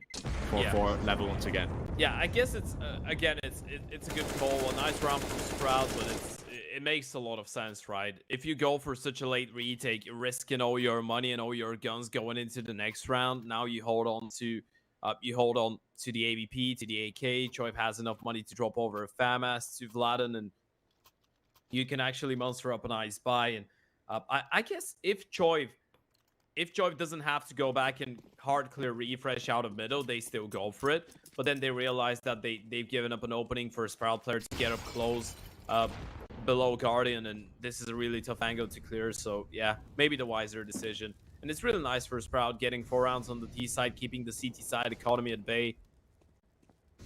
It's looked like a good offense so far. A really methodical one, to be fair. A lot of individual plays included, and I guess this is a part of the play style of Sprout. You know, a team with so much mechanical ability, you can't really fault them for relying on their individuals to produce some nice plays. Not around like that, though. We're just going to see the default. It's a bot buy coming in for iNation. Still a dangerous one, but not as healthy as they might wish for. So Sprout being completely aware of that, they're just going to count their blessings, play it in a really slow fashion, and just try and get map control slowly and surely.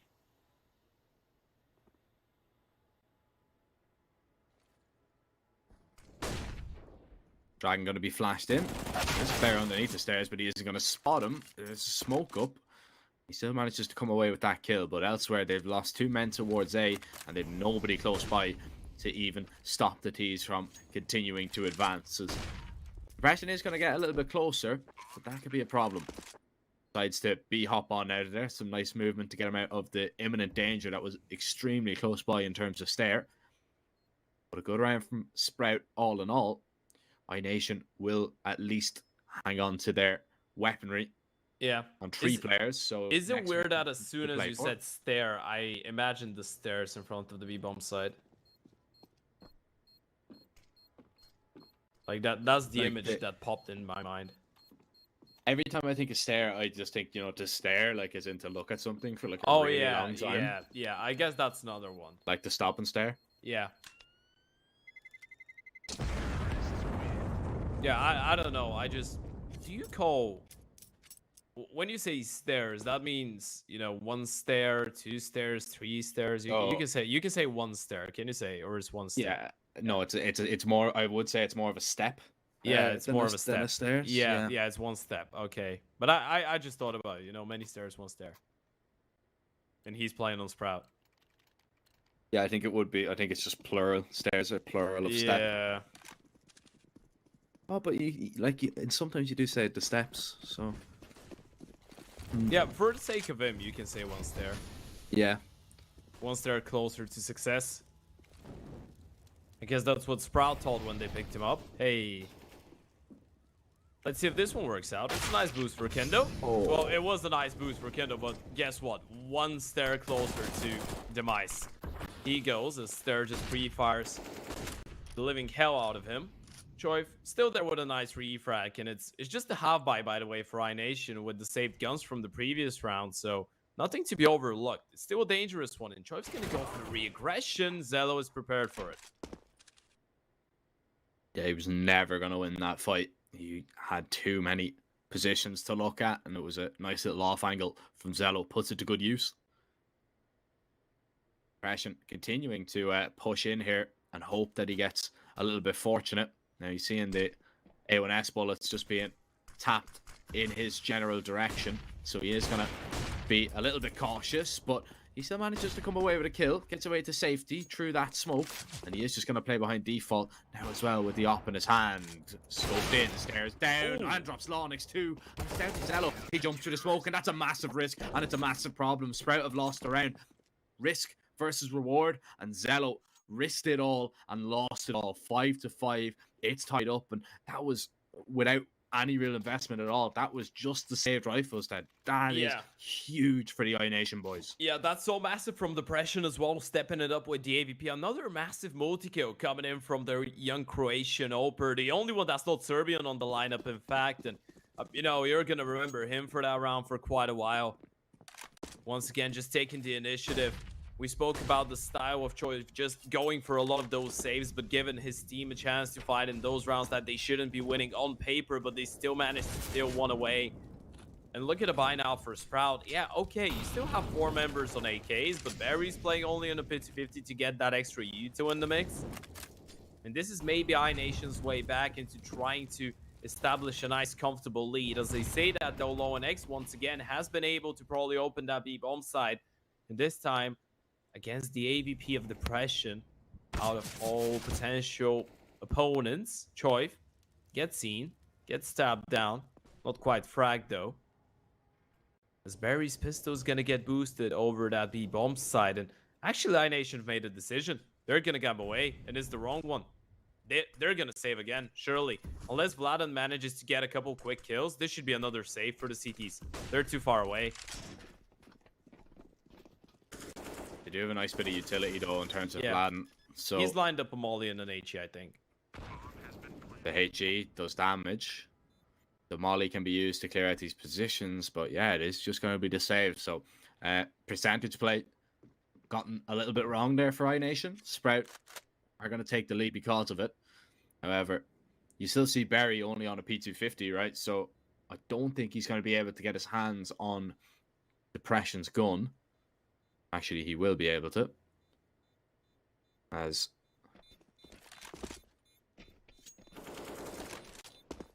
He picks up an op. Of course, I doubt we're going to see Barry using that one. I think it shall be dropped over to Zalo. But a lot of operators actually aren't really too pleased when they use the op on this T side, or rather when they have to use the op on this T side. Seen, because I watched a lot of the RMR qualifier over the last while, and I watched a lot of Vertigo, and there was a lot of teams, you know, that their main operators were just like, yeah, okay, let's just rifle it. Yeah. I don't really want to op on this T side. It's too much of a problem. Oh, run boost here. This could be massive. Oh, low and X. Oh, he's nailed it.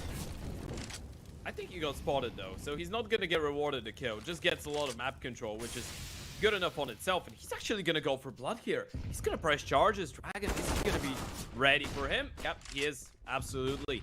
Wins the fight. Nice opening kill going in favor of iNation. Entry into the side denied for Low and X, and there he gets tagged down as well. And you know, even though they started it off with a nice boost there and playing for the entertainment, playing for the factor of surprise, they actually lose quite a lot doing so. Barry and Stair and Zello have been tagged down low, and they've already lost Low and X, who's been so pivotal. Get them those opening kills, and look at Depression. He's got a slight one way to work with. They might wait for the smoke to fade, but Depression is playing a nice little off angle. Do they clear him out? He's got the support of Kindo ready to swing on his contact. There's the flash. Kindo gets the first one, drawing attention away, and now Depression's decided that he's going to try and fall back, and that's the right decision. There's the 5 versus 3 that they can play, and look at Vladen. He's already behind him. He's already gotten their numbers written down. There's the first one in the back. Second one's going to try and swing for the refrag, but it's a clean round for the CT side of things for iNation. It's a 6-6. We're leveled up. Money once again present for the T side to go for another buy, but it's a really proactive round from the CT side of iNation, and one that they desperately needed. And you know, just to add to it as well, I mean, you know, it's a really proactive round. It's a spotless round for iNation. They don't lose anybody. It's huge. It's absolutely huge from their point of view, and it completely shuts down Sprout in their momentum, maybe a little bit in their mentality as well. But we'll have to just wait and see. Stair alone, and he's tucked away waiting for the flash, but Kindo's just going to run at him straight down. He gets a free kill. VLDN is going to be able to find one towards that B site, and that's where the rest of the T's reside as well. So he does have the support of Dragon here for the moment, but right now he's just going to dump his utility just to make sure that Sprout aren't going to run up on him. And actually, he might catch them in the act here in the boost. Sperry is just waiting. He will get up, looking for the peak. Gets up safely. And Sprout, they are just going to flash in, take a little bit of a risk. Very able and good for one. The second flash completely blinds VLDN. Of course, the molly forcing him out of position. Now Choiv is here to take point. Dumps a HG, swings wide, drops Zello, and refresh the other side of the smoke. Choiv needs to be so careful. No idea where he is.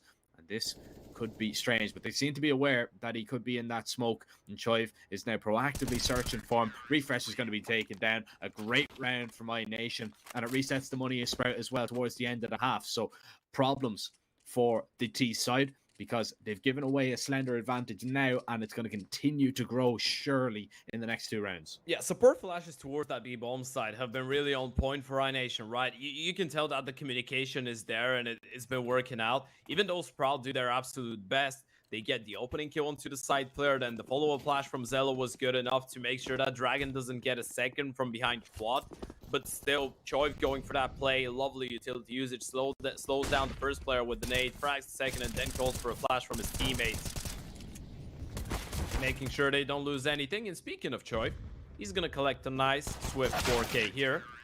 And it's another clean round for the CT side. Not that it really makes that big of a difference in terms of the money at this point, because it's so late into the half, but in terms of their mental, it surely does, right? I mean, you've started winning fairly decent rounds, fairly clean rounds, as you pointed out. Spotless from iNation in the last couple, and even though the previous buy round was anything but spotless, they still converted, still 3 alive, and you're starting to get the feeling of iNation just enjoying their stay on Vertigo a little bit more, which is, you know, a step in the right direction. A step in the right direction would be to use code CCT on HAVU case as well, though, so make sure you don't miss out on this one. No, refresh missed out on a great timing there. impression in the meantime, gets another opening kill. Really proactive round to end the half here from Sprout, and at least they get the 1 versus 1 or the 1-4-1 to start it off.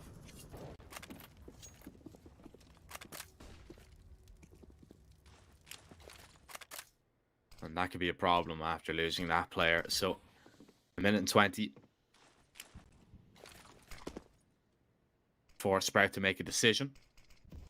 The smokes are still up. There's a little bit of a gap for Kindle to work with. Stair was trying to see behind it, but Kindle just gets the better of him. Chive trying to and hoping to do some damage through that smoke. Lonix now goes walking to try and clear Kindle out of that position. Needed to find that kill, and he does. It's a 2 versus 3. It's slowed down for the moment. Bomb is going to be tapped. Chive spots the player above the site, so they know both players were exactly there, and one player could still reside in default. Berry hasn't moved a single muscle. Lonix, however, he does have the AWP. Monster HE on top of Berry. Now he gets aggressive. Choi finds that kill, and it is down to Lonix on and up. Not usually the upper, but we'll see what he can do. A 1 versus 3 on the cards. He hits 2 shots, but the third, he is not going to get the gun up in time. Can't get the cock back on the AWP. 9-6. iNation. They have the lead on the CT side, swapping over in this second half. We'll see if they can get it done.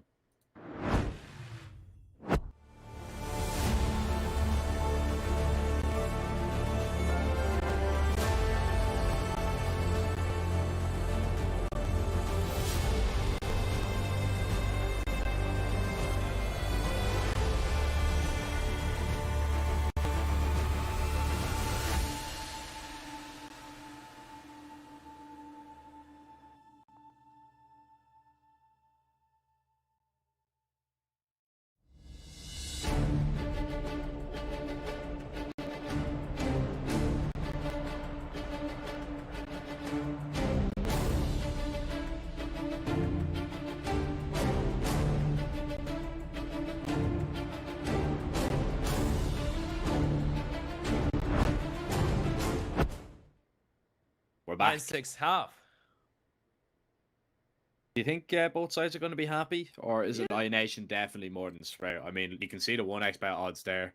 4.97 for Sprout right now. It's not looking great for the Sprout boys, but I still feel like they know they can work with 6 on the CT side, but they desperately need one of the first couple rounds to go their way. Maybe if it's not the pistol, at least the second one, at least the force fight to work out. So yeah, you're after a good start here on the defensive side of things for sure.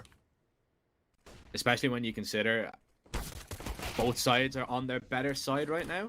You know, Sprout have like a 70% win percentage. iNation have a 65 or something like that. And oh my, this CT pistol is going exactly how Sprout would have wanted. As they swing towards the ramp, they find nearly every single kill. And they do find every single kill. They lose 2 players, but they do not give up a bomb plant. So perfect opportunity to draw level before we really see the guns up on the other side. Well, that is if, of course, iNation force up this round, or if they decide to go for just a full Glock save, and it's probably the latter of the two. So, perfect opportunity for Sprout to farm some cash on Lonix, Berry, and Stair with the SMGs. It depends where the Glock train is going to go, though.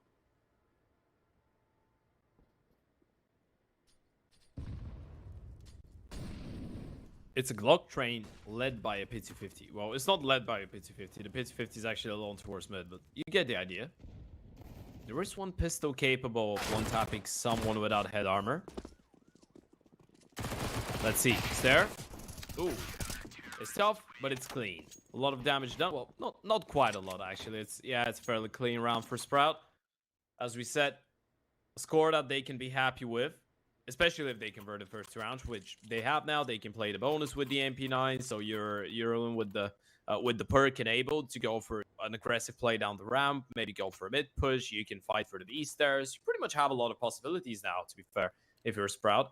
You can use those MP9s as you will, but let's see how they do it against the rifles of iNation. As you pointed out, both teams feeling more comfortable on the respective side that they're on in this second half, so we should expect a fairly clean game here.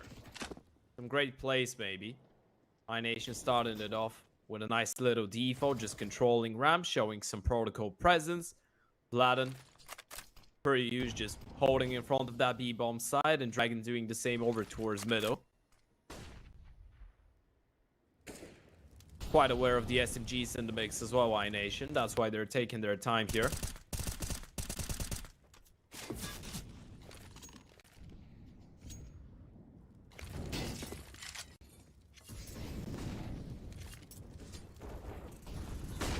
But Zello swings towards the ramp, the same with Stair, and they just mow it down. Look at the mollies towards deep ramp, and you just don't have a lot of room to breathe whatsoever if you're iNation. That play completely found out.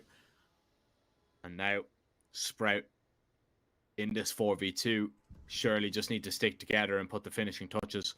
I'm in 2 SMGs up close towards Short and Ivy. And they're actually going to get a little bit aggressive here, which could be a problem. Yeah, the end spots out Stair. Oh, can't get the second onto Berry. However, Dragon now has used this timing to walk on up, but Berry, long range with the SMG, is going to be able to get the better of the AK that time. Yeah, that's a big fight. It's a big round for Sprout to level things up as well, right? They were playing a lot more passive maybe than what iNation were ready for in the start of the round. So I guess that's a really good call. They're like, okay, they will probably anticipate us to go for something quicker and just play a slower default. So let's just give him the time to see that we're not gonna go for anything. And then mid-round crunch towards the ramp. Boom. Great flashes. iNation were completely not ready for that. Completely unprepared. Really good play. Oh, did he tag him through the floor? No, that was towards the B-bomb side, right? Because we just saw the Oprah looking down. Yeah, Vladim's towards B. I'm just daydreaming right now. Oh my. That's just living hell. Yeah, I mean, dream turned to nightmare. Yeah. In this round. You're not able to shoot people through the floor anymore, right?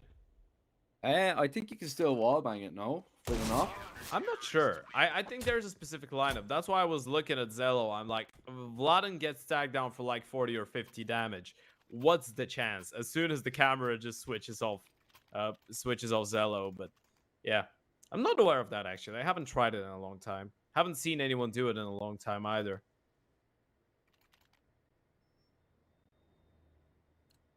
Of course, if you guys want to have a bet on this game, maybe a third map might be coming in. You can head over to 1xBet if you gamble responsibly, of course. You can sign up using code CCT. Yeah, gotta be 18 as well. Yeah, I believe there is a up to €130 deposit bonus as well. Zello is just going to deposit a few op bullets into Depression and Kindo. Lovely start to this round from Sprout from the upper. That had a game to forget on Inferno, but the CT side has already started quite perfect, and well, Refresh catches a perfect timing onto Dragon. He was the man being caught out by timings completely on Inferno. This time he gets one to go in his favor, and all of a sudden the leader of iNation looks around and sees his band of merry men are completely gone. Yeah, that's one of the few scenarios like that for Choiv as well, right? Normally he is the one standing on, let's say, 7 kills by the time of this game, but you know things are going right because you have Dragon or Vladin or Kindo just mowing down opponents. But now you look at the top, Choiv's actually on top of the server, right? I mean, he's on top of the scoreboard in his team and top of the server in terms of kills. He's on 16 and 10. You have Kindo on 5 and 12, hasn't really been having the greatest game of his life. And then you have Vladin on 11, Depression on 14, and Dragon on 10. It's been a great start here to the defensive side of things. And I suppose a tactical timeout coming in for iNation. As I say that, actually, it's already been voted in by Choiv, realizing that Sprout haven't really been contesting since the switch of sides. And as you pointed out, win percentage for iNation on the T side of Vertigo actually has been looking quite decent in recent history. So I guess Choiv is really bamboozled on what's going on right now. He's unhappy with it for sure. It's been a 58.24% win rate on the T side. Or well, out of all of the rounds that iNation have won on Vertigo, 58% have been won on the T side. Win percentage, I think, is a little bit higher than that on T side. I think it's around 59.6. So yeah, last game they did manage to take down ITB. It was a 16-10. It was in the European Pro League. Then they did manage to take down previously both Nexus and FTW. That is before losing to Ecstatic in Sync in January. unbeaten in February so far. Let's see if that changes today. Sprout seems to have an idea about it changing, but let's see if it comes to reality.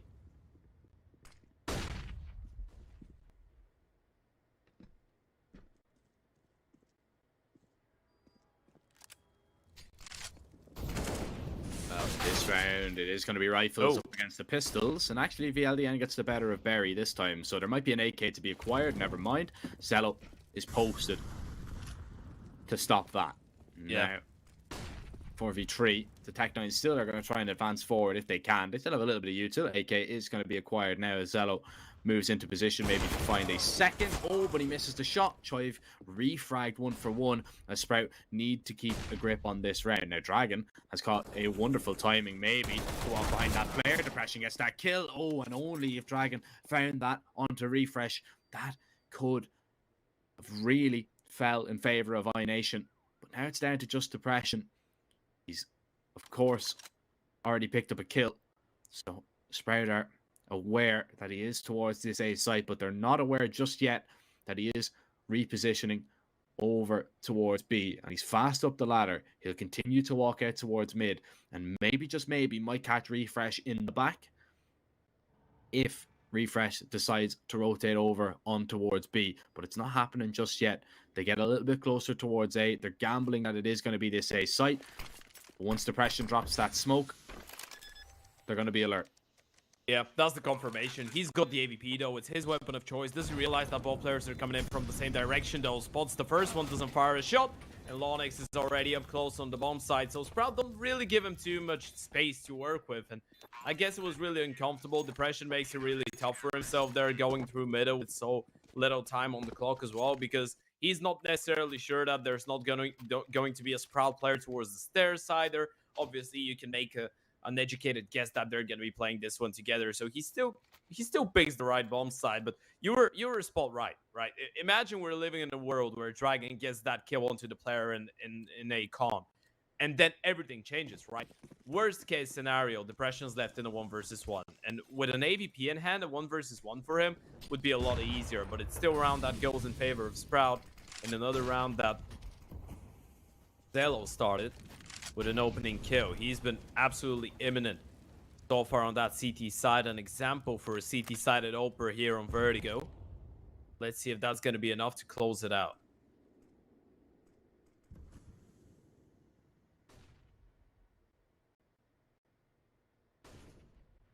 Falcon creeping up. Oh, is he going to be able to take down Refresh? He gets the better of him, but Lonix swings wide. He's going to claim a double for himself, and all of a sudden, once again, iNation are on the back foot, and they have lost both players out towards B.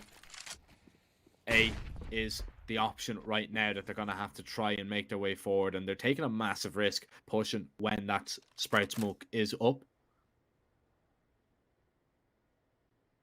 But nobody is there just yet. Stair is actually going to be up on the boost, waiting to maybe just take an advantage once again, and extremely proactive. The CTs here, they continue just to move. Choiv isn't going to be spotted out by that boost just yet. Lonix is on the flank. Choiv eventually is going to be seen, and a little bit of damage done. They're on a ticking timer. iNation, they need to get up onto this bomb site now, with two players in towards Sandwich. They need to clear out both. Oh, but Stair, he stands tall with a double. Depression with the off, swings wide, and Stair with a triple kill, shuts it down completely. It's Sprout continuing to just bulldoze their way through this second half. That's 7 unanswered rounds right now since we swapped over. iNation need something now.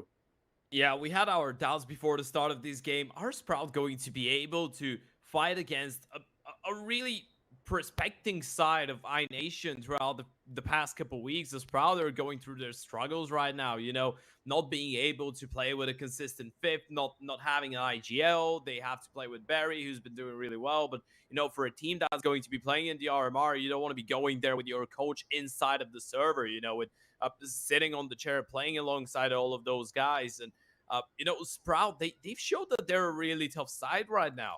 You know, first, from coming back on that Inferno, making it as close as it was, pushing it into overtime after being down 10-15, and now on Vertigo as well, after being in the position of a 6-9 deficit in the end of the first half, to winning 7 consecutive now. it's been great. And you know, we were praising Zello. I was praising Zello for his skills and you know, the openings that he was going for, the initiative that he was taking so much. And you know, we kind of forgot about Low and X's there, man. They're just producing multi-kills, just delivering every single time. Massive numbers, massive impact from those two, single-handedly winning the previous round. What do you do if you're iNation right now? You desperately need something to go your way.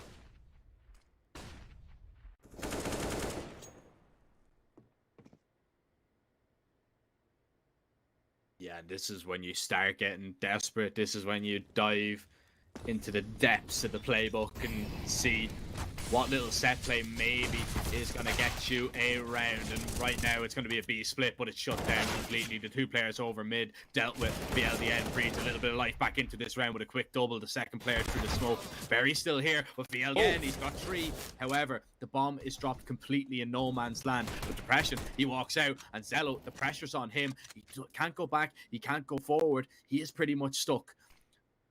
Depression walks away, but VLDN, he's got 4. He's on for the ace, but Kindle steals it away from him, and iNation steal away that round. A great call from Choive, even though it doesn't go well in the instance. I mean, they go in, they lose the bomb, but thankfully they have a player like VLDN, and you are seeing why he is so highly rated, not only in the Serbian scene, but by everybody who has played against him in the tier 2 space. Ladies and gentlemen, Vladan Radovic. What a play coming in from Vladan in this round. That was absolutely insane.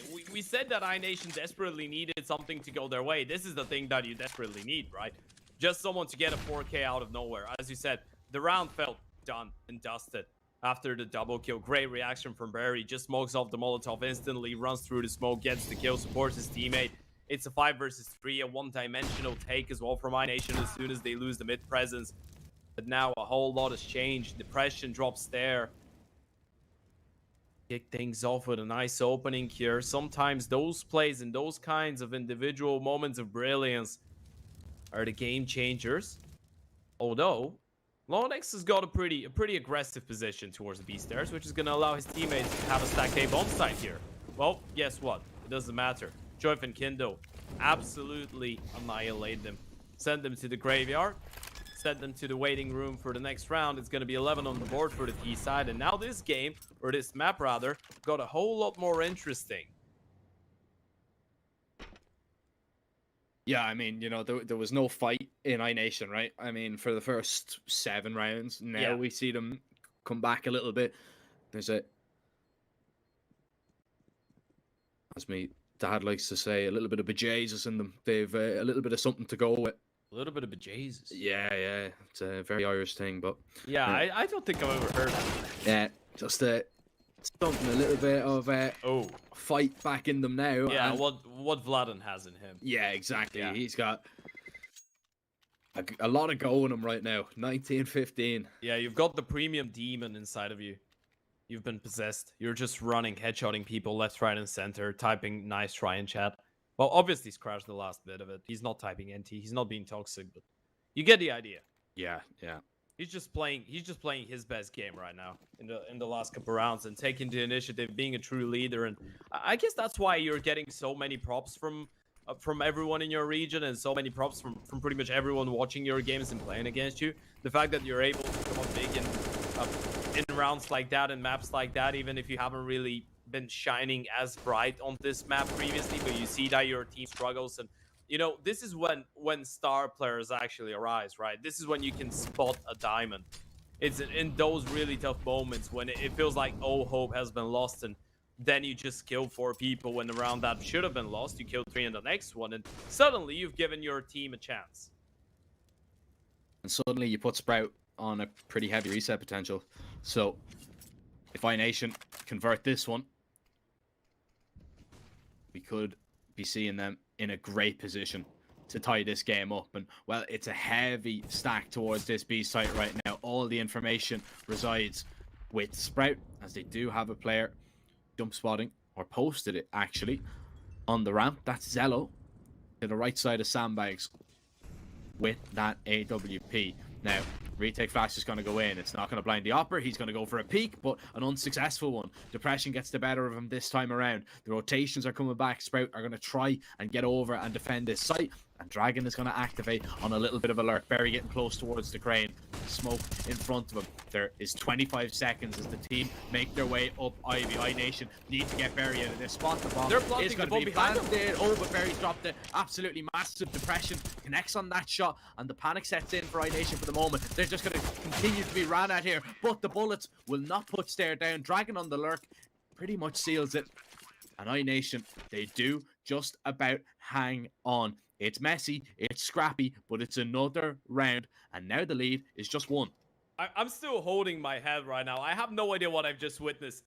Barry was alive in the crane smoke. Choiv just runs past him and is like, you know what? Oh no, he ran in from gap, but he just runs onto the bomb side. He's like, you know what? I'm just gonna get that plant in here. Yep, thank you. Okay, bye. Well, they don't let him do that, but it's still a really chaotic one. Sprout were just trying to move as a pack of wolves there, but, you know, we had that late lurk from Dragon over towards mid over the side of iNation. That did manage to get one kill, and at the end of the day, as the smokes faded, Sprout had to go for the fight. As you said, heavy reset potential, resulting into an eco now for the Sprout boys. As iNation are looking to level things up. A 13-9, now a 13-13. Once again, the team that is playing on their respective map pick, getting real close to closing things out, but starting to feel some struggles. It was, well, I guess it's a little bit early on for Sprout. Well, earlier than what we saw for iNation for sure, as iNation started having those struggles when they were already up 15-10. So worst case scenario, it was overtime for them, which it was. But for Sprout now, it's looking quite scary. You know, LoNX picks up a nice double. Troy probably won't let him hold on to the AK, but even though they have a buy round coming up and it's going to be hell of a good one with a maximum loss bonus and a lot of money already in the bank for them, it's 13-13. And from that point on, unless you want to be saving guns, you could be in for another reset after every single other buy round. iNation are just 3 rounds away from qualifying for the quarterfinals and eliminating Sprout from the competition. Let's not forget Sprout, an invitee going into this tournament. iNation, one of the 3-0 teams going through the main Swiss, dropping only 1 map yet in the tournament. Let's see if they drop a second.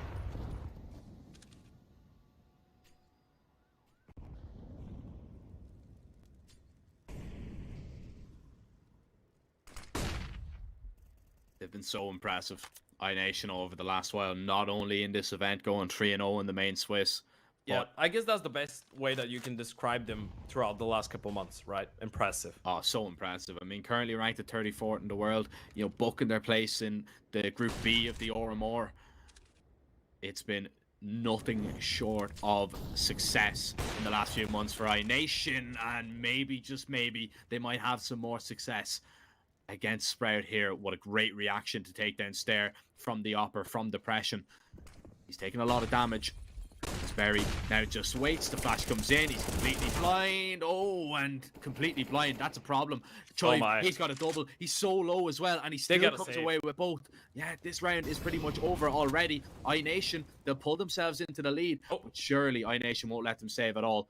BLDN spots out LoNX towards B. He's going to try and take him down as well. He has done so, and it's down to just refresh. He is close to this A site where the bomb is actually going, but the T's are absolutely everywhere. The map crawling with them right now, and he just needed 1 bullet, but he couldn't connect it onto Joy. The IGL has 3, and the IGL has had one of the best performances that we've seen from him so far, and sometimes you need your leader just to step up and have a game like this to pull you through map. Yeah, it's been such a phenomenal series from Choiv. It's been such a great map from him, right? On 0.99 rating past 3 months. Lowest rated player on the side of iNation. The definition of a supportive IGL, right? He's throwing the nades. He's running in first to die and open up space for his teammates. But today, he's been absolutely insane so far on Vertigo. And look at that. Vladim finds an opening to win yet another round. Yes, it's just a half buy for Sprout, but it's potentially 15 for iNation. A triple kill for Choiv in the previous round at 23 and 15. And you know what's great about this? Is the fact that if you're Vladin, if you're Depression, if you're a Dragon, there is no way that your IGL that you know normally doesn't post that kind of numbers you just witness him go on 23 and 15 and lead the charge. There's no way that doesn't motivate you, right? There's no way that doesn't make you feel better for yourself and about your game and the server. It's just him leading as a true captain right now. And sadly, Barry is trying to do pretty much the same thing on the other camp. He had a remarkable performance on map number 1, and he's been trying to give the best calls possible, supported by Refresh, obviously, but it feels like the Sprout ship could be the first one to sink. But look at that from iNation. They're being so diligent. Double entry, doesn't matter. You've opened up the server, you've opened up middle and the B bomb side, but now you've just frozen. And you're waiting for Sprout to walk into, you're waiting for another mistake. There it is. Shoulder from Barry. Not attack, not a kill for Dragon, but a lot of information. Now he's going to spot a second player if Ster decides to peek him, which should initiate his teammates to go for the play towards that A-bomb side any moment now. Deploys a smoke, gets away safely as well. Just staying alive. You're just being annoying right there. And it's been a very annoying game for Sprout. Flash comes through. LDN in a great position to find a double, but Choiv has him covered. Even though he was favored in both of those fights. And Refresh, MP9 in hand, it's 15-13, and maybe, just maybe, Sprout's unbeaten run on this map could be over. Of course, iNation were coming into this game as slightly favorites, with Sprout playing with Berry. Berry has performed, or rather did perform, in that first map. This map, he's gone a little bit more silent, but you can't really put the whole blame on him. Sprout have just not looked very impressive. Yeah. In really any official that they've played over the last while. I think it was 1 win and 10, were you saying? Yeah, it's 2 and 10, but yeah, pretty much the same. One of them is against EG, so we don't really count this one. So it's like 1 and 9, right? Yeah. I'm sorry. I just couldn't, but yeah, it's 15-13. iNation looking to continue that streak. iNation, before that game yesterday against Voivoda, they were on a streak of 3 consecutive 2-0 victories and best of 3s, as we pointed out, going through the main Swiss here in the CCT Western European Series in a 3-0 fashion, dropping only 1 map against Coalesce, 2-0 against FTW, 2-0 against Nexus as well. Taking down both Yano and EYEBALLERS in the 2-0 fashion as well in the RMR closed qualifier to make their way into Group B. That RMR team that started the year under number 101 and now resides 34th. Refresh surely is a dead man. Even a miracle that he gets away with 1, but this could be the final nail in the coffin. Depressions dropped another one elsewhere, and now it's just 1 defender towards that B-bomb side. But look at Dragon. He's in such a good spot. He can cut off rotations, but once again, iNation, they're just going to slow down the tempo. They'll slow down the tempo, they'll come back, and they'll try and sprint up towards A. Kindo is in a super aggressive position here, and Zello's rotating in with that up, and if he walks a little bit too aggressive here, Kindo should be able to take him down, but he doesn't want to take that risk. Oh, he's ahead of the pack as well. Smokes are going to be off. Oh, and Kindo actually going to be spotted out there by Stair. And Zello with a nice kill as well. The molly comes in. Is Stair just going to run on through, try and deny the plant? Yes, he is. And no bomb down. Dragon has to do it alone. A 1v3. He's already spotted out. And he does not have any room to maneuver whatsoever. Zello and Stair, they save Sprout once again. 15-14. We do go the distance. And dare I say it, Ted, another overtime on the cards? Yeah, it could be. It might as well could be. That's been an absolutely great recovery from Zello and Stair. And it's so crazy that Sprout are still able to come back in those rounds. It just comes to show the individual skill. When you have those players, you can never get underestimated. If somebody underestimates you, well, they're just letting you get back into the round. Guns blazing. Double kill for Stair, double for Zello. 15-14. Tactical timeout for Choiv and iNation. Let's see what they come up with. So far, those tactical timeouts have been working out for them quite nicely. Let's see if they close it out in 30 here or we go into another overtime. Obviously, for those of you just joining in, this is map number 2 of the series, the map pick of Sprout. iNation did win their map pick on Inferno in the 1917 fashion.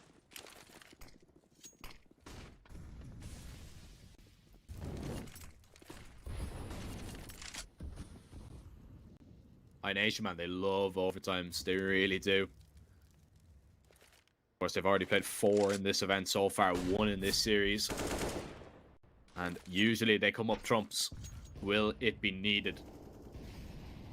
And starting it off, well, VLDN, he's opened his account.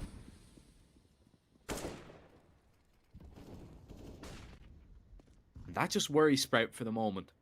Yeah. iNation have been so clinical in those rounds.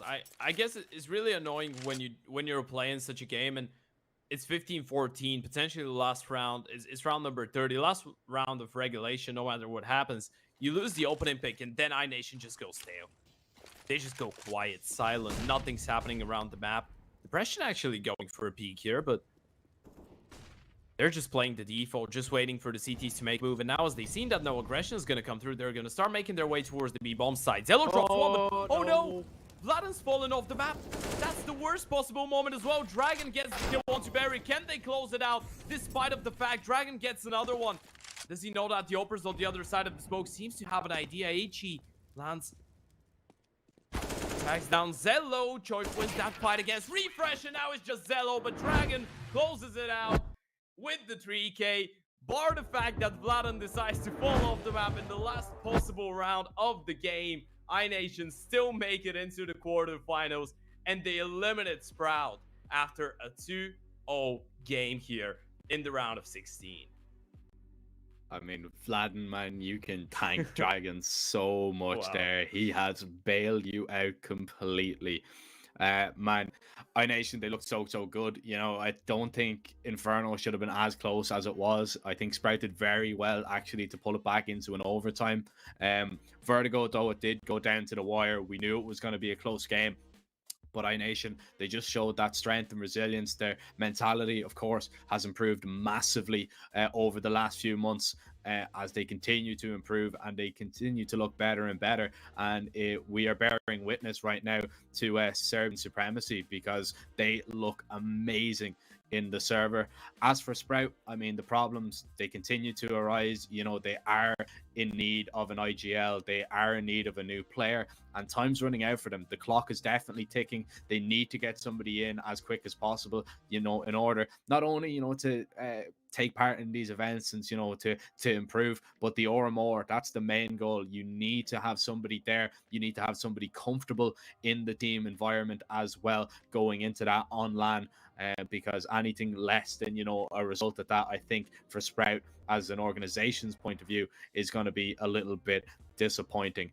Now, Ted, we do have a little bit of a break coming up, a little bit of a longer break. I believe it is around an hour or so, or maybe actually it is only 20 minutes, as we did have that overtime in that first game. Before we do go live with our final best of 3 for today and our final best of 3 in the round of 16, it's going to be Young Ninjas taking on Fours. You definitely don't want to miss it, and we'll see you when it kicks off in about 20 minutes time.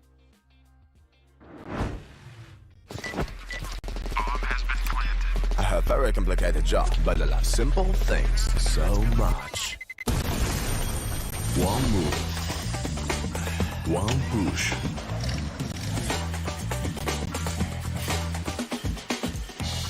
One touch.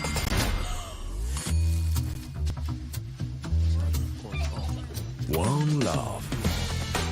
One click. One XBet.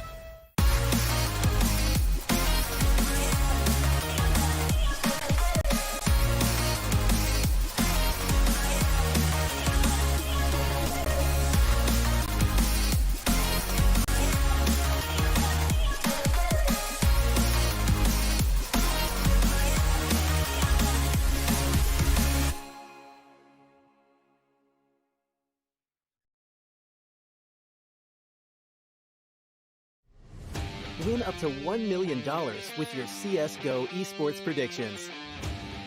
Simply guess the kill scores of the 10 players in a CSGO match. The more you guess correctly, the bigger the prize. You'll need at least 2 correct predictions to win a prize. Guess all 10 correct and win $1 million. Experience the exciting new way to add a little prosperity when watching esports tournaments. And register now to receive a free entry ticket upon sign-up. Predict kills, win millions, prosper. Tired of boring case openings? Do you always get only cheap skins? The Hellcase website has tons of options to upgrade your inventory. It's up to you to participate in giveaways, events, or compete with other players in opening cases. Hellcase, your world of expensive skins.